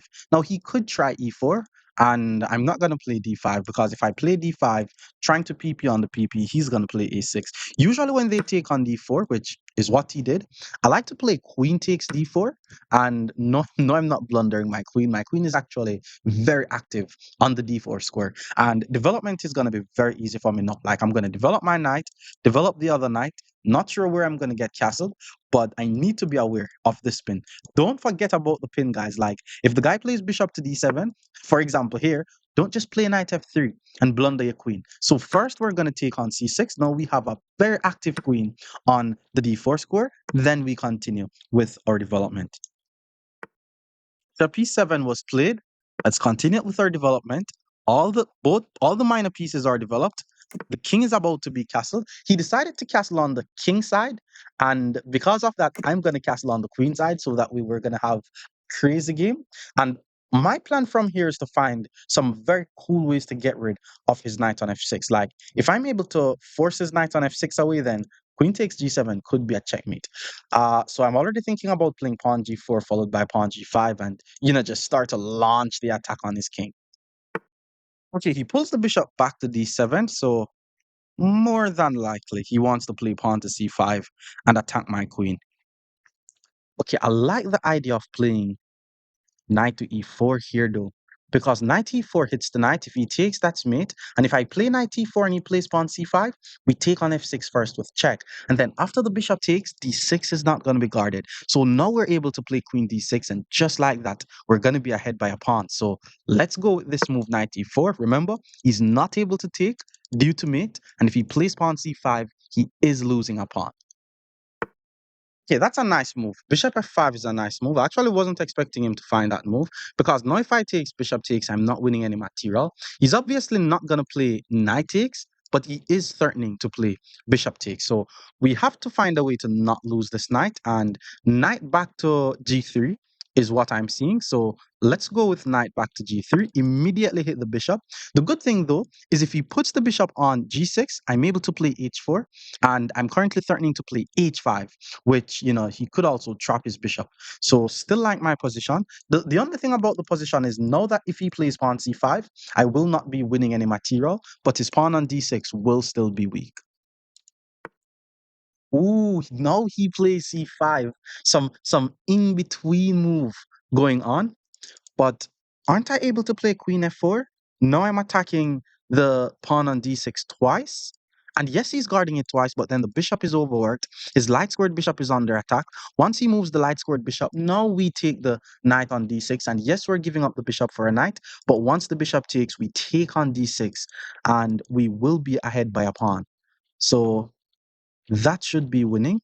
Let's go with that idea. I mean, there's definitely a risk factor to it because once I take, his bishop is gonna have this long diagonal pointing towards my king. I'm gonna have some dark square weaknesses around my king. So I am definitely leaning towards trading the queens off the board. It all depends on the position though, because once I take on f6, I can always sacrifice my rook on f6. So let's go with that idea. We take on f6. The bishop is overworked, guarding both f6 and d6. This is called a removing the guard tactic. Some other tactics that will be in my book. And once the bishop takes, there's rook takes, which hits the queen. Once I go rook takes hits the queen though, queen to e7, and I'm not really seeing what I have. So queen takes, I'm also thinking of, but then he has queen a5. We cannot allow queen a5 because queen a5, well, I think he's able to play queen a5 either way. So if rook takes queen a5, so bishop takes was played. Now we play rook takes. He's, oh my God, bro. Why would you? I think he thought I was going to trade the queens. Come on, bro. That was very careless. That was actually very careless. He's texting me in the chat saying, no, that's not how you pre-move, bro. Come on. 16 moves in? Come on, bro. That was careless. And he resigns. More Nimzo Larsen against 1,500 players. Stick around. Opponent is now 1,500. We're playing some more Nimzo Larsen attack. Knight f6. Let's just continue to develop normally. That's the whole idea. We haven't seen. Have we seen anyone fianchetto their bishop? Yeah, usually they just play to control the center. Let's just continue with development here. Let's go e3. Eventually, we're gonna play knight f3. And if we do okay, we have seen c5. Let's play knight f3. And I was about to say we don't necessarily want to put the bishop on b5. I only usually put my bishop on b5 if I'm trying to win a pawn on e5. So after a move like bishop to c5, I'm just going to continue with the whole idea of playing c4. Usually they play e6, we take the pawn, open the c file, and then just finish our development normally. So e6 was played. We take so that we were able to open the c file. Again, check is not going to do anything for us. Once he blocks the check, he's just going to chase the bishop away. So let's finish our development. Let's get the king out the center of the board. Very good. King is castled. 3 minor pieces are developed, which means we just need to develop the third minor piece, which is this knight on b1. We need to swing our major pieces in the game, which are our rooks and our queen, and then we start the attack. Okay, here's what this guy's doing, which is incorrect. You need to understand if your king is out the center and the opponent's king is in the center, your goal is to open the center. So why is he trying to open the center and his king is in the center? He's just helping me. Now once I take, all of a sudden, I can always put my rook on the e file and start some attack on his king. But now I'm going to put my bishop on b5. So now that he takes, look at this. We have 2 pieces attacking d4. He has 2 pieces guarding d4. The moment I play bishop to b5, now he only has 1 piece guarding d4. And, I'm not necessarily trying to remove the knight and then take on d4. I'm just trying to take on d4. Keep in mind, I also move my bishop off the e file, which means I'm also thinking of moves like rook to e1 check. Bishop to well, just putting the bishop here, pinning my knight, could be an option. I mean, more than likely, I'm still going to check. I'm not going to be able to move my knight, though. Oh, because I was about to say queen c2 hit this first, but he's going to take and double up my pawns first. So let's not be too materialistic here. Let's just focus on our development. His pawn on d4 is definitely overexerted, and eventually I should be able to win that pawn. Ha. Now he moves the pawn to d3. Oh, that pawn is going to either be a very, very, very strong pawn or it's going to be a dead pawn very soon. Okay, rook e1 check is the obvious move. Let's just get the rook in the game. It's a tempo. It checks the king. I'm expecting him to play bishop e7. And there's 2 ways in which I could try to punish him here. I could take on f6 and then he has to take with the pawn, and that's an ugly pawn structure. Or I could take the knight, then play bishop a3, and that's going to be PP on the PP. There's also knight d4, which applies pressure to the pinned knight and hits the bishop. So I have a very promising position here. Whoa. Just whoa. That's all I need to say about that move. The guy put his knight right in the way of the rook. The knight is now pinned. Come on, guys, say it with me. What do we do when a piece is pinned? You have to say it with me. You have to say it with me. We put pressure on the pin piece, or we PP on the PP. And how do we PP on the PP? We could play knight g5. Yes, we could do that. But why not apply pressure by developing our knight to c3? Because our knight on b1 wasn't doing anything. So now once we play knight c3, we have 2 pieces up attacking the knight. He only has 1 piece guarding it. I mean, he could try queen to e7, but that's also not going to help him. He's now just losing the game. We're 12 moves into the Nimzo Larsen, by the way. I tell you guys, tell you, we're always winning material coming out of the opening. Because once we know the plans, they just don't know this. And this is the time to tell you guys that, hey, I'm creating my own tactics book. And if you want your tactics to be featured in the book, send your tactics to tactics.chesswithakeem@gmail.com and like the video if you haven't as yet. Okay, he moves his queen out the way. It's a good try. Oh, it's actually, yeah, it's a good try. Maybe he thinks I'm gonna take the knight and then he takes on f2, but that's just a knight, bro. Look at this, guys.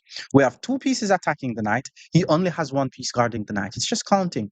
The funny thing is, maybe he thinks once I take the knight, I'm leaving my bishop unprotected, which I am. But because my rook is on the same line as the king, knight d6 is just a nice discovered attack, and it wins his queen. So what my friend Lizard meant for needs to learn is if someone's king is in the center of the board, then you need to open the center.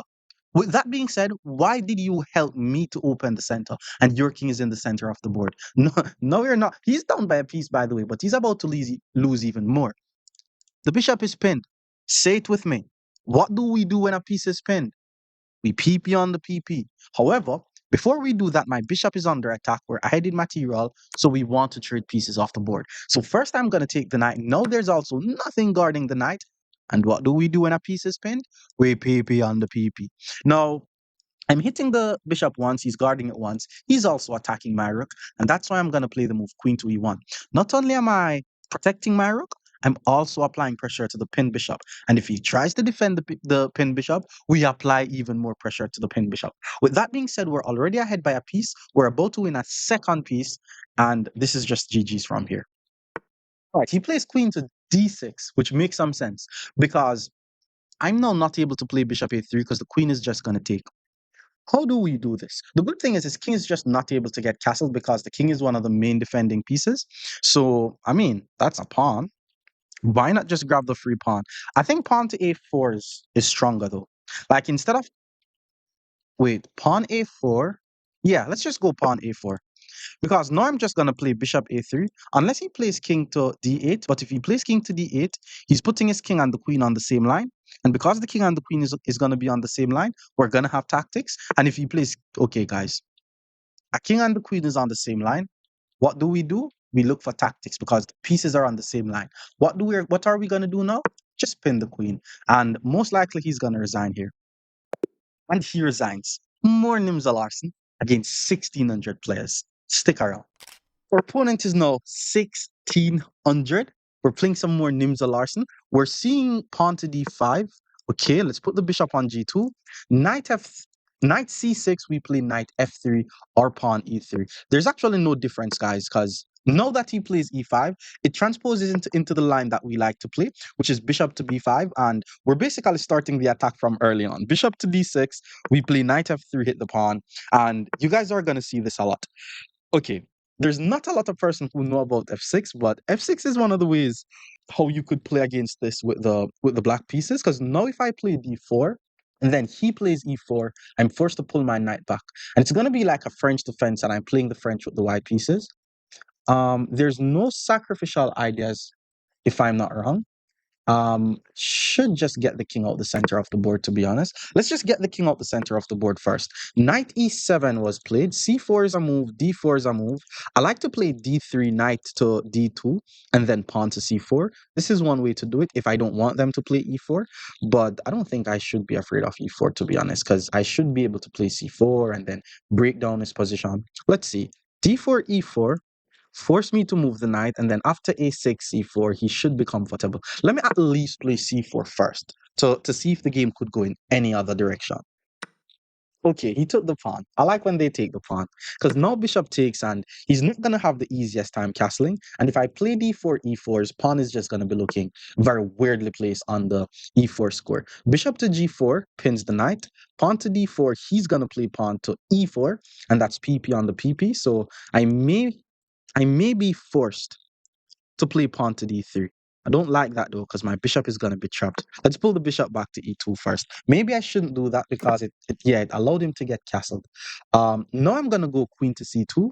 Queen to c2 is a nice little trick. Usually the queen goes to c2 anyways, but because this diagonal is exposed, is exposing his king and his bishop is unprotected, I was threatening queen c4, but he saw it and he played king to h8. Very strong. e4 is now not a threat. Knight b4 could be annoying, so let's just play a3, preventing knight b4. And now the plan is just to play d3, knight d2. Now, this is like the seven engine variation of the Sicilian defense. Bishop to f5, we just play d3, doesn't really matter. Or you could call it the seven engine, or you could call it the hedgehog. It's like the hedgehog variation of the Sicilian, but we're doing it with the white pieces, so that's pretty cool. Okay, a6 was played, not sure, because b5 doesn't make much sense there. It's very important that we play with all our pieces, so let's go rook c1, because rooks needs files. Rook to d1 or rook to e1 is an idea, and there's some very nice maneuvering ideas that we could do here. For example, there's already queen to b1 followed by queen to a1, which puts the queen on a very nice diagonal with the bishop, and then eventually we want to play pawn to d4. Okay, he's connecting his rooks. I want to play d4 definitely, but the whole idea of playing d4 with my queen here doesn't sit right with me. I should also be able to play queen to c3, but usually it's best to have the queen behind the bishop, but that's going to take too much time, right? Maybe there's also queen c4, because the only way to attack the queen is knight a5, and then I play queen c3, which is a tempo on the knight, and then it's easier for me to play now, queen c4, there's also bishop back. So let me just put the queen on the c3 square. That's fine. I want to play d4. d4 allows e4 though, so it's a bit tricky. Maybe I need to put my bishop on the c2 square first, but keep in mind that I'm also not in any rush to play e4. Knight d5 is a surprising move. Didn't see that move at all. Queen to c4 hits the knight.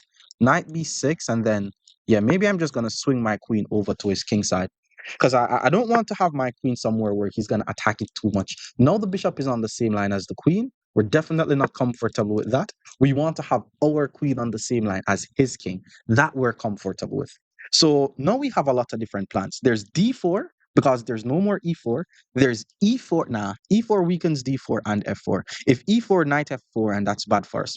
So I'm going to go rook to d1, knight c4, or knight e4. There's also b4. What I like about this structure is there's a lot of different plans in which white could use. So black doesn't really know the direction in which we're going. Pawn to g5, I had no idea that was even possible. The guy's pushing pawns on the side that his king is on. I want to sack, but I know the sack doesn't work. But I'm also scared that my queen could get trapped. Okay, queen to g6, I don't like. I like the idea of queen to h6. Queen h6, let's say he moves the rook with the idea of pulling the bishop back. That could get risky. Queen h6, he moves the rook. Pawn e4 tries to win this pawn, but he's just going to pull the bishop back. Queen h3 doesn't work. Queen g3, there's e3. Um, okay, I don't like the placement of my queen now. Queen to a4, there's knight back. Queen to e4. Let's try e4. Queen e4, there's f5, but I should be fine with that because he's weakening his king. Hmm. All right, I'm going to go with queen to e4 because f5 should not be a move if he plays queen to e4. Thanks to the fact that my bishop is on the same line as his king, but I need to play d4 as quickly as possible. Like, I don't like the placement of my queen here. But if he plays f5, he's in trouble. Because if he plays f5, I take this pawn, and if he takes my queen, I take his queen, and it's a discovered check. Bishop to g6 loses the knight. So I think he's trying to find ways to trap my queen, but my queen is not getting trapped. Still like my position here. Oh my God, bro. The guy just did a drawback blunder. That's crazy. That's an entire knight. He's trying to trap my queen and he lost his knight. This is a drawback blunder, guys. The type of tactics where persons lose the game. People lose games because of this. There's going to be a lot of these types of tactics in my book. Remember to send your submission, tactics.chesswithakeem@gmail.com. Pawn to e4 was played, and that's now just a free pawn. I think he wants to trap my queen now. I think he... Knight takes, bishop back. I take with check. Force the king to move. Oh, but my queen is trapped. Be careful. Wait, knight takes bishop back. We actually take on f6, hit the queen. And then if he takes our queen, we take his queen. That's a very nice move. That's what happens when the king... Oh my, look at what I just missed. Oh, he was actually trying to trick me. I completely missed that trick. Yo, That's a queen, bro. It's crazy. Okay, I have to take. This is crazy, bro. The good thing about this position is I'm able to play knight takes, and maybe he has to sack his rook. It's funny. The whole time I was like, yo, his my bishop is on the same line as his queen. But his queen was on the same line as my queen. So after pawn e4, I needed to not fall for this. Which means, maybe I wasn't completely winning. Who knows? Maybe he didn't even blunder. Okay, let's just take the rook with check. This is not too bad. He moves the king out the way. Surprisingly, the position is equal, which means I think white is still better. And now I have some tricks. For example, pawn to d4, because the queen is on the same line as the king. He moves the king off the same line. And now I'm trying to win this pawn. There's bishop, there's bishop c4. There's also bishop f3. Bishop f3 he takes. Yo, there should be some checkmating attack here. Bishop f3 he takes. Pawn to d4, the knight moves somewhere, and then I take. Let's do this. Yeah, let's do this. There's also bishop e4. If bishop e4, queen takes, we take on g5. The time is now running out, guys, and the advantage is not there anymore. It's funny I didn't see that, and luckily, the position is still equal. Bishop e4, I could try rook c5 hits the queen. There is queen to d6 hit the bishop. Pawn d5 hit the queen. Queen takes bishop. Pawn takes knight. That's kind of weird. Prefer to just take a pawn. Like the moment I take the pawn, I'm going to be ahead in material. He did find bishop e4. Okay, rook c5, queen e6, take the pawn, and I'm ahead by a pawn. Let's do it this way. Let's hit the queen. I'm trying to do a removing the guard tactic, guys. Queen e6, so he has to keep the queen somewhere where he keeps his bishop guarded or he attacks my bishop. So queen e6, we take this pawn. And by the way, guys, you guys need to learn how to play with an imbalanced position. This is what an imbalanced bro, why would you take this pawn and lose the bishop? Why not just protect the bishop or attack my bishop, bro? Come on. You're playing so well. That's just a bishop. Now I could confidently say white is completely winning. Yes, without the queen, white is completely winning. He got 2 pawns for it though, but I'm definitely going to try to checkmate his king here. Let's just grab this pawn. Rook over is coming. Bishop check is coming. The knight is coming in the attack. It's funny because I'm not sure if I'm going to use this f1 rook, but I need to ensure that I'm using all my pieces. I just don't want to have any uncoordinated pieces. So he moves the king to protect these squares. I could take stakes, rook takes, and that's just winning. There's also there's no d5. Tripping. So rook to c1 first. With the idea, let's go rook c1. Like, once all my pieces are coordinated and protecting each other, I should be fine. There's also knight g4 with the idea of playing.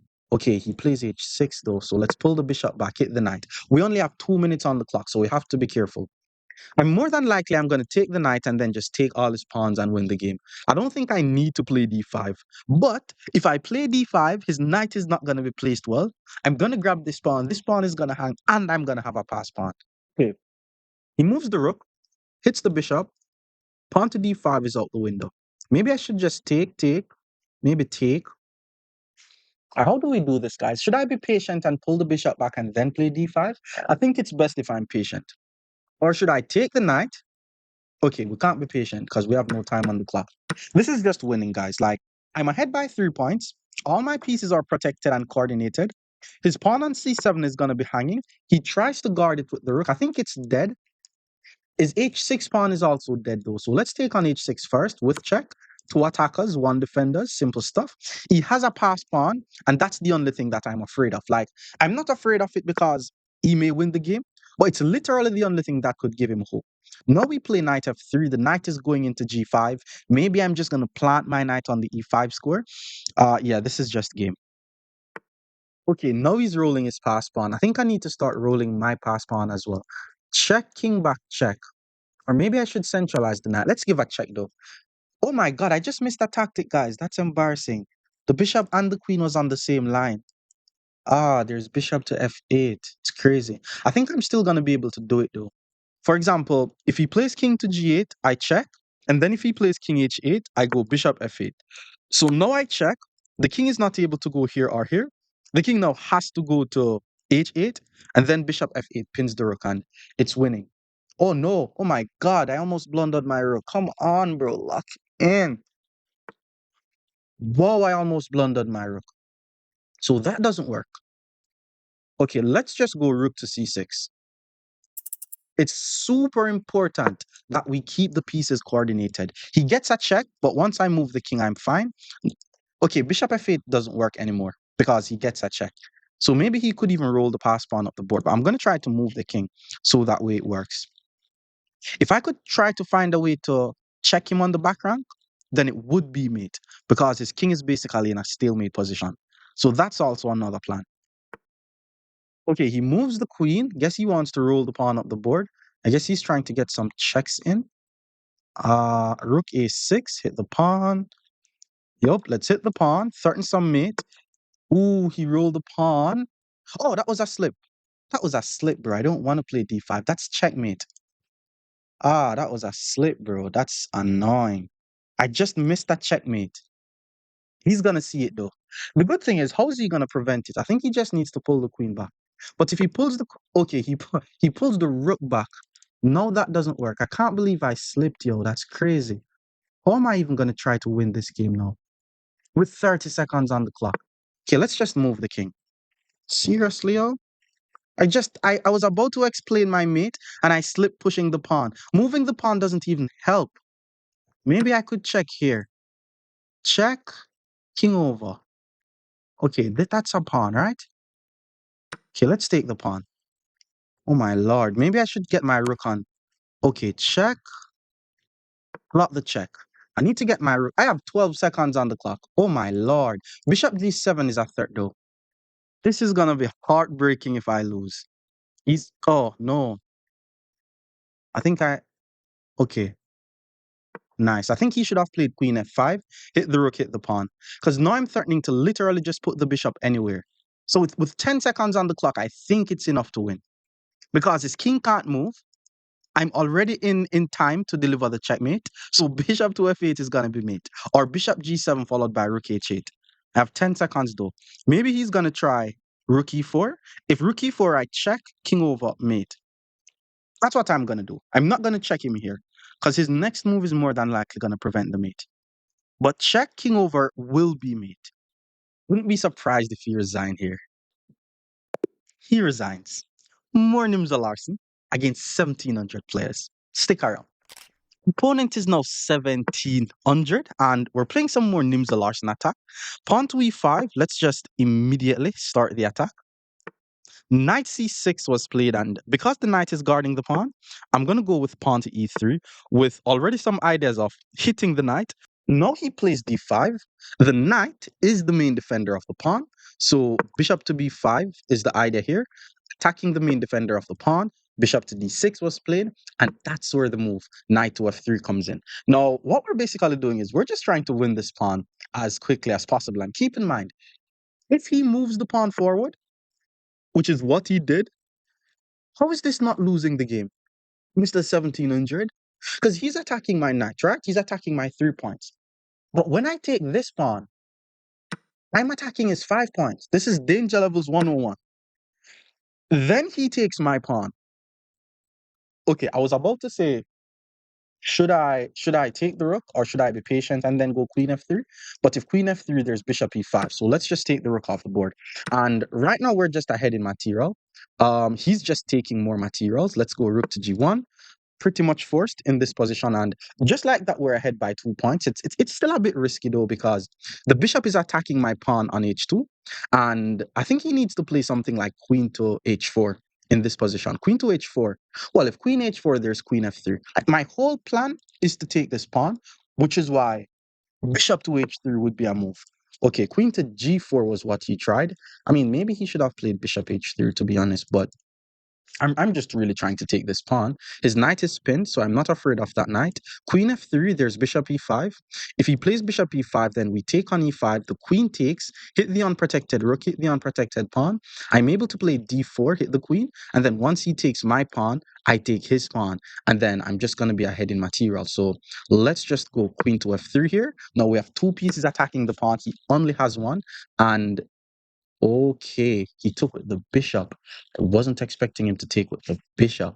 That's kind of weird, Mr. 1700, because What happens if I play rook takes? Rook takes not only hit the bishop, it also hits the queen, and the queen is on the same line as the knight. So if we take on g2, where is he even going to put that queen? I mean, bishop g4 is not a move. I'm just going to take. Maybe he tries queen f6, hits the queen, hit my queen, but that's a whole queen, bro. Like, yeah, come on, Mr. 1700. He's already losing, guys. 10 move into the Nimzo. Bro, that's a queen. What is this?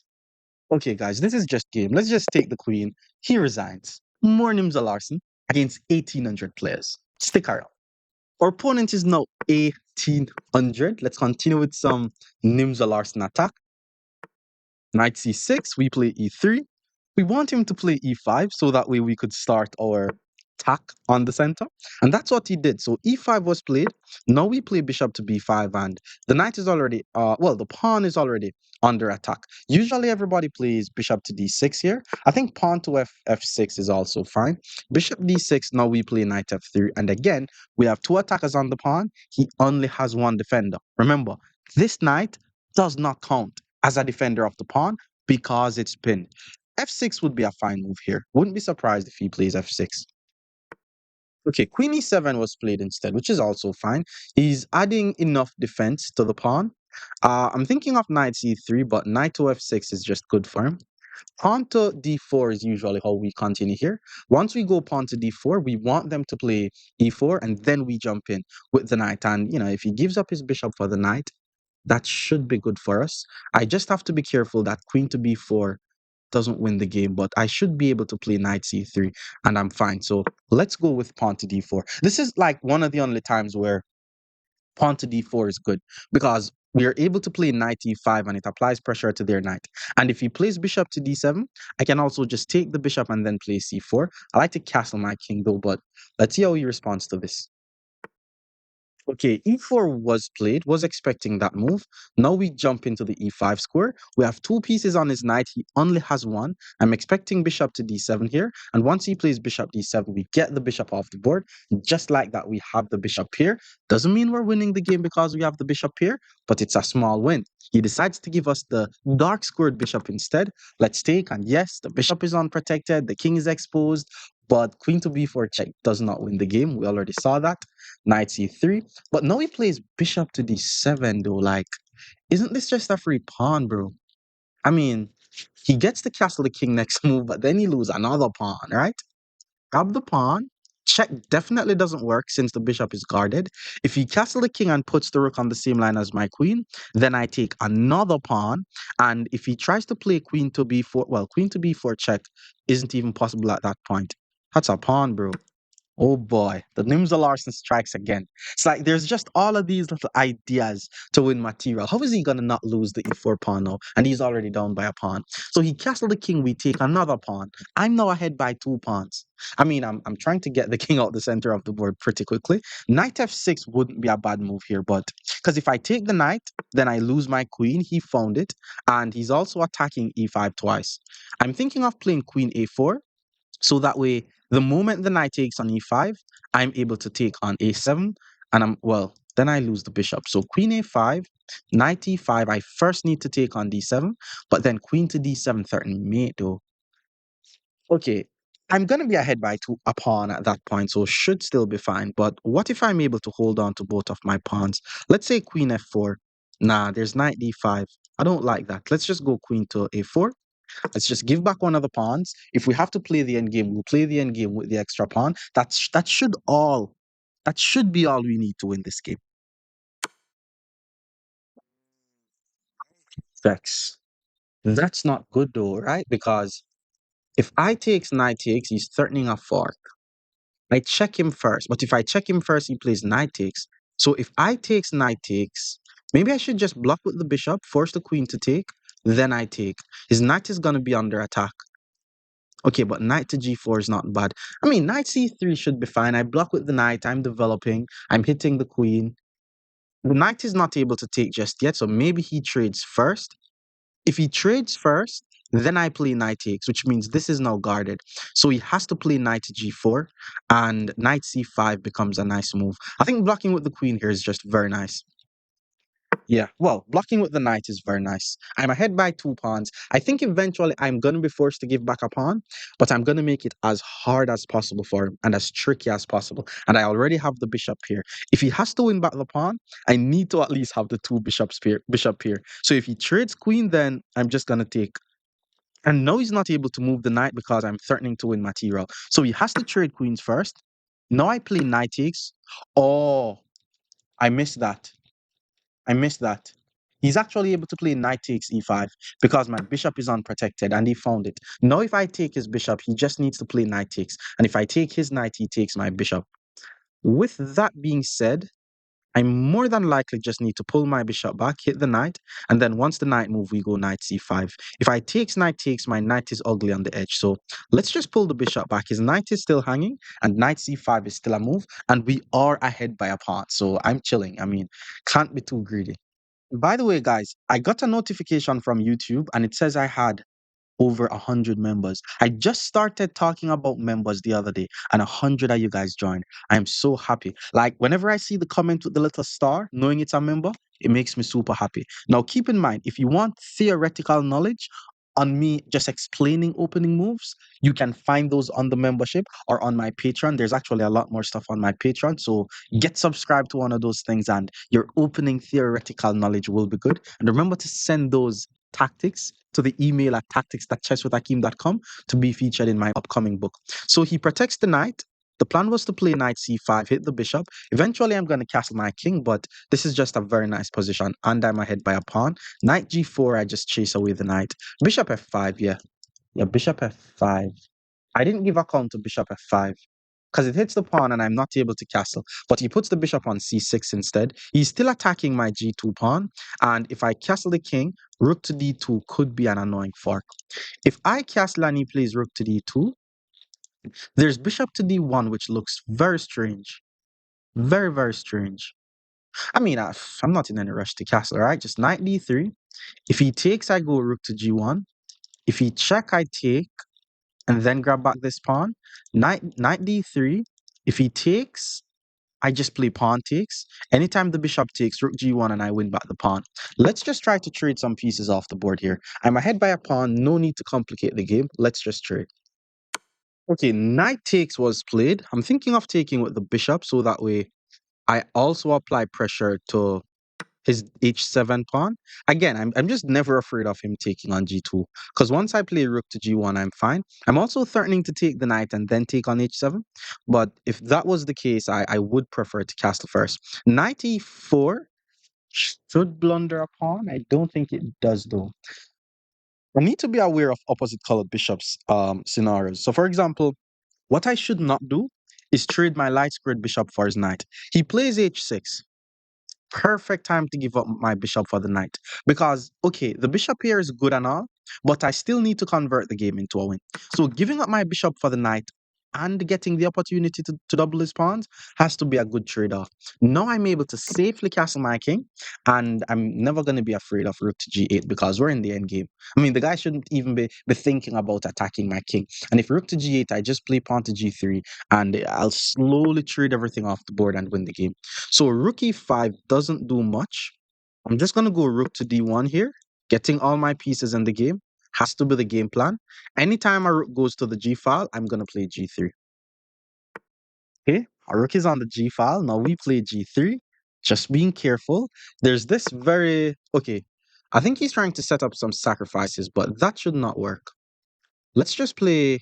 There's rook to d2. Yeah, let's just go rook to d2.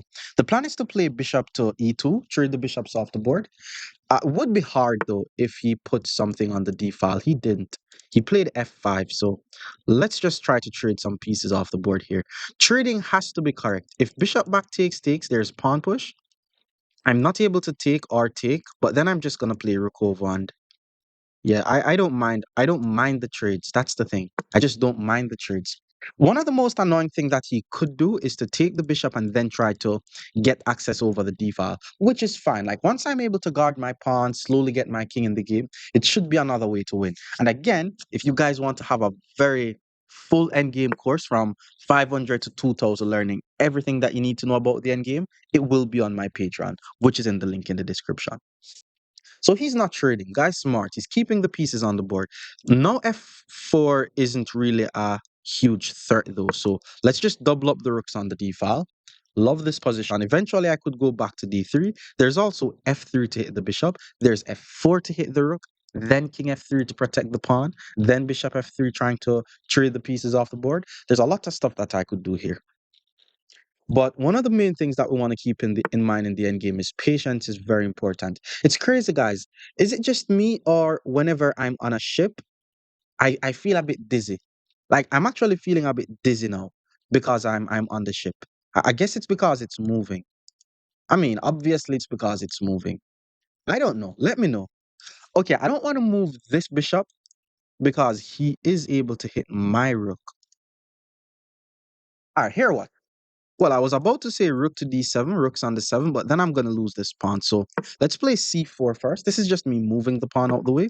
And then after he plays a6, we play rook to d7 because rook's on the 7th is still in heaven. And again, the guy's trying to trade. Be my guest. I will accept all trades because I'm the one who is ahead by a pawn. He's trading and I'm accepting it. Okay, rook moves, bishop to d3. No bishop to d3. Nah, bishop to d3, there's rook here. And then I have to go back, so that's weird. Pawn to f3. Yeah, now we go pawn to f3. The good thing about pawn to f3 is once he moves the bishop, e3 is not as unsafe because he only has one rook. So now I'm able to easily protect my pawn. His pawns are still ugly and doubled, so moves like bishop to d3 is going to be very strong. He moves his rook away though, and the plan was to play bishop to d3, but if bishop to d3 he goes here, I'm not able to take due to the pin, but now I'm able to check him. And once I'm checking him, it's easy to attack the pawns from the back, and it's also easy to play moves like bishop to d3. So how is he going to protect his pawns now? Maybe bishop to d7, but now I'm able to attack. Okay, yeah, now I'm able to attack this pawn. Remember in the end game, guys, very important that you know this. In the end game, we attack pawns. We don't attack the pieces because the pieces are mobile. We don't attack the king because you don't have enough pieces to checkmate someone's king. So you attack pawns in the endgame. There's no way for him to protect this pawn. Maybe rook e6, but if rook e6, he loses this pawn. So he moves the bishop. We grab another pawn. Now we're ahead by 2 pawns. Okay, now he's attacking my bishop. Let's just guard it. This is just very good endgame technique that we're displaying here. He's protecting his pawn. Well, he's basically putting his rook on the same line as my rook. I need to be a bit careful there, especially since my king is on a light square. But for now, okay, he is threatening to take. He is threatening to take. Let's play king to d2, putting the king on a dark square. The king is on the same line as the rook though, so it's still a bit threatening. So I'm going to eventually play king c3. He pulls the rook back. Now we play king c3. The plan is just to target his pawn here. So putting the rook here, we have 2 pieces attacking the pawn. He's not able to apply more defense. He's just making random rook moves, but he also only has 30 seconds on his clock. So this is not winning. I mean, I'm ahead by 3 pawns. Another thing to keep in mind in the endgame is the winning side don't want to trade in the endgame. We win the pawns. And in the endgame, pass pawns must be pushed. So now I'm just rolling my pawn up the board. Let's just roll the pawn up the board and keep rolling the pawn up the board. Now if I push, okay, yeah, let's just push. Because then if he push I queen, now that he goes back, the rook no longer guards the pawn. We're now just ahead by 4 pawns. What do we do in the end game? We roll the pawns up the board. Remember, pass pawns must be pushed, guys, and that's all I'm doing. Let's just take this back and continue to push the pawn up the board. I mean, I'm expecting resignation from him. He's probably not going to resign. But I mean, we have a queen on the board. The guy has no time on the clock. He should resign, but he's not. Okay, this should just be checkmate, but he resigns. More Nimzo Larsen against 1900 players. Stick around. Opponent is now 1900. Some Nimzo Larsen attack coming your way. d5, we fianchet to the bishop. Knight c6 to e5, we're not seeing. We're seeing knight f6. We're still going to be playing e3 here. And then we see pawn to c5. Let's just develop our knight to f3. This is just normal development from here. Knight c6 was played. And do we still want to go bishop to b5? I mean, there's no pawn on e5, so it's not that important to us. So let's just go ahead and play c4. We're playing with the idea of playing c4, and we're going to play bishop e2, and you know the whole hedgehog shoving ninja type of setup that we're going for. So he plays e3, and now we take the pawn. That's the whole idea. And as we said, it looks like a Sicilian, but we're playing the Sicilian and we're playing with the white pieces and we get the extra move.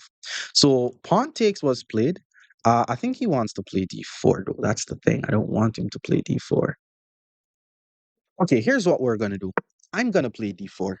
The purpose of d4 is to give him an isolated pawn on d5. If I'm able to give him an isolated pawn on d5, that should give us an advantage. Bishop f5 is a very good move. He's just trying to finish his development. I need to finish my development as well. Let's go bishop to d3.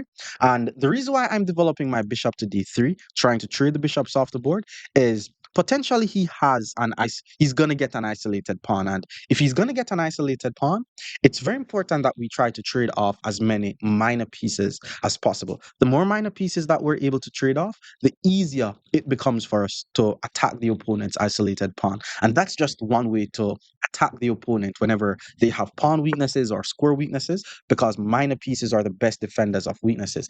That's why he didn't trade. Instead, he decides to pull the bishop back. But that's just giving us free tempo to get the king out the center of the board. And notice when I'm going to take on c5, I'm not going to take on c5 when the bishop is on f8. I take on c5 when he plays bishop e7. So that way we gain tempo on him. Okay, he moves the bishop. Now we go knight d2. Everything is now developed. He got his king out the center of the board. All our minor pieces are developed. My pieces are placed very aggressively pointing towards his king. And already we have a very nice tactic here. This is a tactic that I almost missed, guys.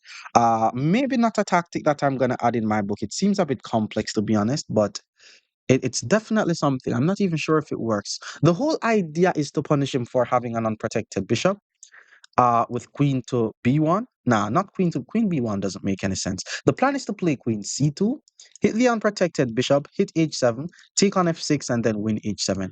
But what I saw was if queen c2, there's knight b4, and if I take his bishop, he takes my bishop, and that's a fork. At that point, I move, he takes, I take. I mean, we're trading though. I want to trade the minor pieces off the board though, right?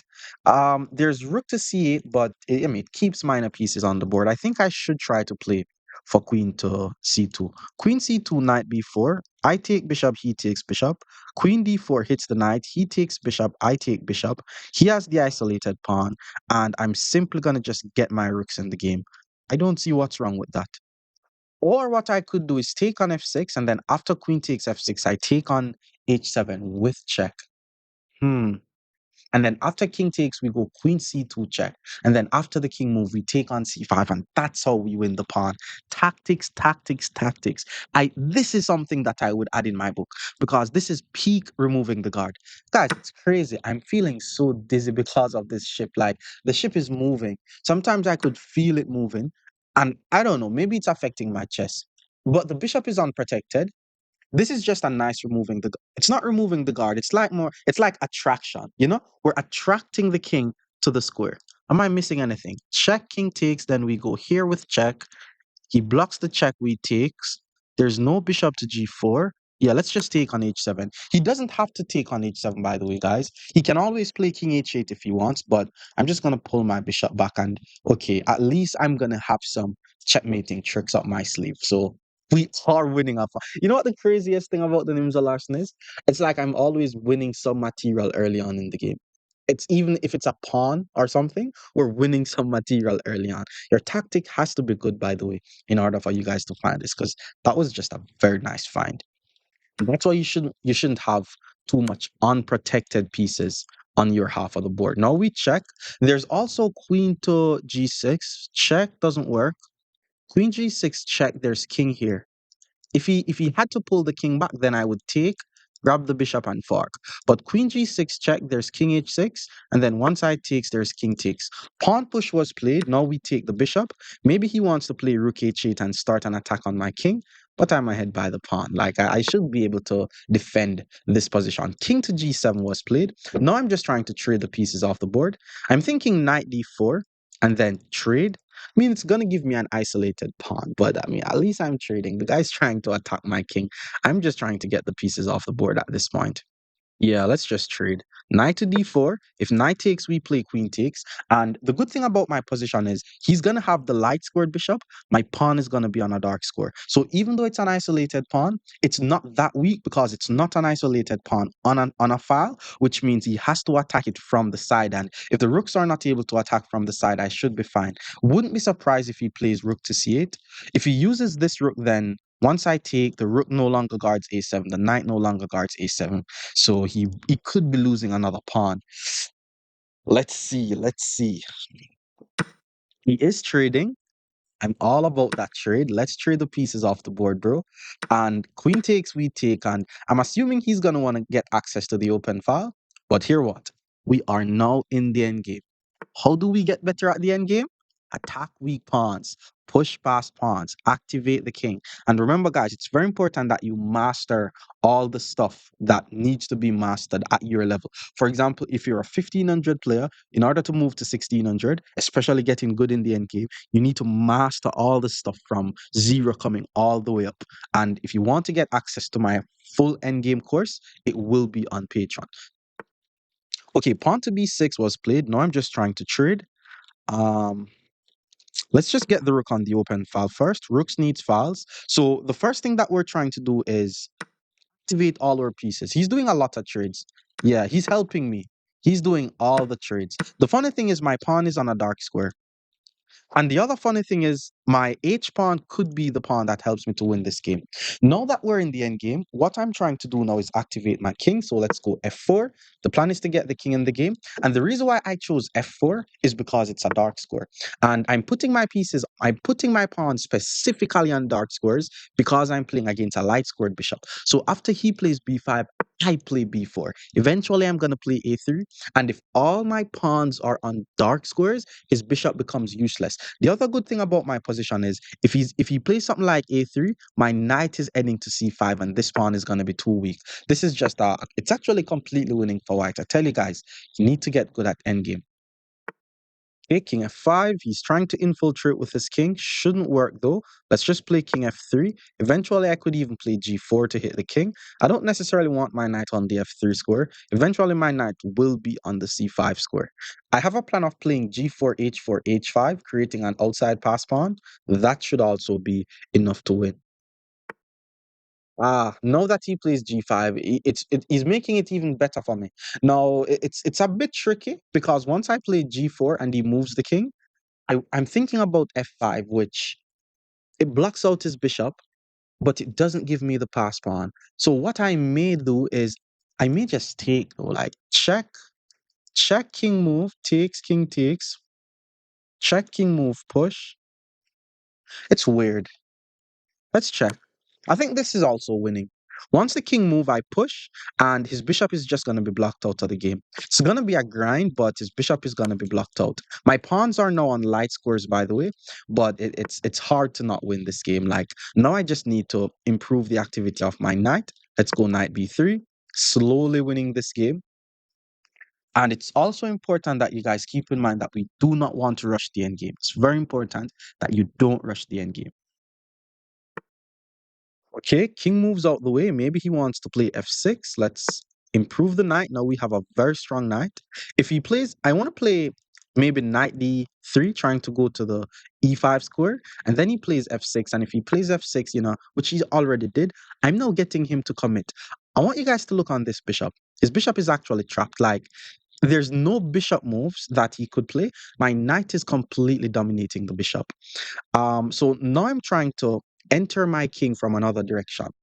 How am I going to do this? I'm thinking of push takes, king takes, and then walk the king around here. Maybe push this, or maybe I should come around here, push this, then he takes, and then walk my king around here. It's very important that I'm patient. Actually, let's just play a3 first. Let's just be patient. Let's just see where he's going to move his king towards. And if he moves his king to this direction, then I run to this direction. And if he moves his king to this direction, then I run to this direction. Patience is important in the endgame. Okay, bishop to d7 is just bad. Remember, guys, if you're down by a pawn, do not trade the pieces. This is why you don't trade the pieces, because mathematically, I'm just winning the game. I'm just going to take the bishop, move my king to g3, play h4. That's a pass pawn. If he doesn't want to do it, Well, if it's not a pass pawn, he's gonna take. Once I take back, my king is coming in. I'm gonna push. That's another pass pawn, and I'm winning the game. So putting the bishop on d7 just makes it way easier for me. And this is now just completely winning. Remember, mathematically, the king and pawn endgame is winning once you trade pieces off the board. So if you're ahead by a pawn, this is the exact reason why it's important to trade pieces off the board for the king and pawn endgame. He just sent me a message saying that he got to 1900 because of my videos. Those messages, those comments, it really makes me feel good, guys. I appreciate you guys. Okay, he's getting his king active, but the king is just not going anywhere. It's actually funny, guys, because, well, the word is not funny, but I don't know what the word is. Endgame is just so important for you guys to get better at chess. And I've seen 1900 players. Look at this. I don't know what he's going for, but there's nothing here. Once I push, his king is not even in the square. I'm seeing very, very strong players who their strength, it just goes down. Once it reaches the end game, their strength just goes down. If you want to be good at chess, you have to be good at the end game, especially if you're at a point in your chess development where you feel as if your rating is stuck. If you improve your end game, you're going to be able to win games where the position should be drawn, but you still win the game. And that's the reason why Magnus wins so many games. Because the super grandmasters, they're able to hold on to draws against him in the opening and the middle game. But once it reaches the end game, then it's over. He moves his king, and that's just a checkmate. More Nimzo Larsen against 2000 level players. Stick around. Opponent is now 2000. We're finishing off with a bang off on Nimza Larsen. Pawn d5. Let's just fianchetto to the bishop. Knight c6. Okay, we're not seeing any knight c6. We're seeing knight f6. Let's just play e3 here. Bishop f5. And now, since we're not able to put any bishop here, I'm just going to play knight f3. Again, I'm not playing the birds. This is not the birds. This is like a Cheveningen type of setup or a hedgehog type of setup, which is very similar to the Sicilian defense. Pawn to e3. I like to play moves like pawn to c4 and then take on d5, so that way my rook gets very good control over the c file in the future. Pawn c6, now we take, and then I'm just going to develop my bishop and castle. This is also a setup that you guys could play against anything, by the way. Like, if you're, I used to do this a lot when I was playing bullet chess, and it's just something that you can just play. Okay, he took with the pawn. Let's just develop, get the bishop out, well, get the king out the center, play d3 and knight d2. He's also developing. We're both developing. We're both being very principled. His king is castled. I don't want to play d4 because it blocks my bishop out. That's why I'm going to play d3. And d3 also ensure that he's not able to put anything on my e4 square. If you notice, I'm able to put stuff on his e5 square. I'm also trying to play knight h4, which would be very annoying because knight h4 gets the bishop here. So for example, after a move like knight c6, I hit him with knight to h4, and you could say his bishop is trapped. Not trapped in a way where I'm going to win the bishop and I'm going to be ahead by a bishop, but trapped in a way where I get the bishop here. And at the higher level, getting the bishop here is a small win. And that's how strong players win their games. They add up all the small wins until it becomes a win. All right, he's centralizing his rook. I don't. That's kind of suspicious, though. I think he thought he needed to pull the bishop back. Now, once I take, he has an isolated pawn. Maybe he wants to play knight b4, but that doesn't help. Knight d2. I'm just finishing my development. I want you guys to notice how. Okay, I was about to say it's hard for him to put anything on my half of the board until I saw that he's actually able to play d4. Because if he plays d4, I can't play e4, and he did play d4. What I'm gonna do is I'm gonna try to create a plan to win this pawn. I think it's overexerted, so I'm gonna actually push e4. Not something that I'm super comfortable with because it on doublest pawns. I'm not gonna play pawn takes because d3 is kind of weird, but I'm gonna play knight takes. And if he trades, he doesn't have to, but if he trades, I play pawn takes, and his d4 pawn is going to be a bit too weak, which means if he doesn't trade, then I have a very nice knight on the e4 square. And I can also try to support it with bishop f3. Eventually, I could have my bishop on the e4 square. I want to play rook to c1 and get my rook on the file. a3 is a very useful move to prevent any knight from going to b4. Okay, he traded. Like to see that. Let's just take. Eventually, I can also roll my pawns up the board because I do have a majority on the king side. This pass pawn could serve him as a strength or a weakness, depending on how well he plays the position. and depending on how well I play the position. For example, for now, his knight is the only defender of the pawn. So immediately I'm thinking of playing bishop to b5, getting rid of that knight, and then just winning a free pawn. There's ideas of bishop to f6. I would actually love for him to play bishop f6 because if he puts the bishop on f6, I play f4 and he's not going to be able to prevent e5.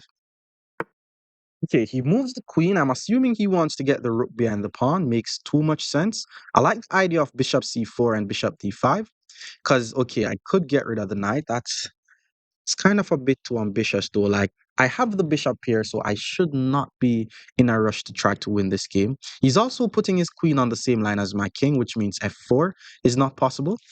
So we have to be very careful here. Okay, I really like the idea of putting my bishop on c4. It's just a nice diagonal.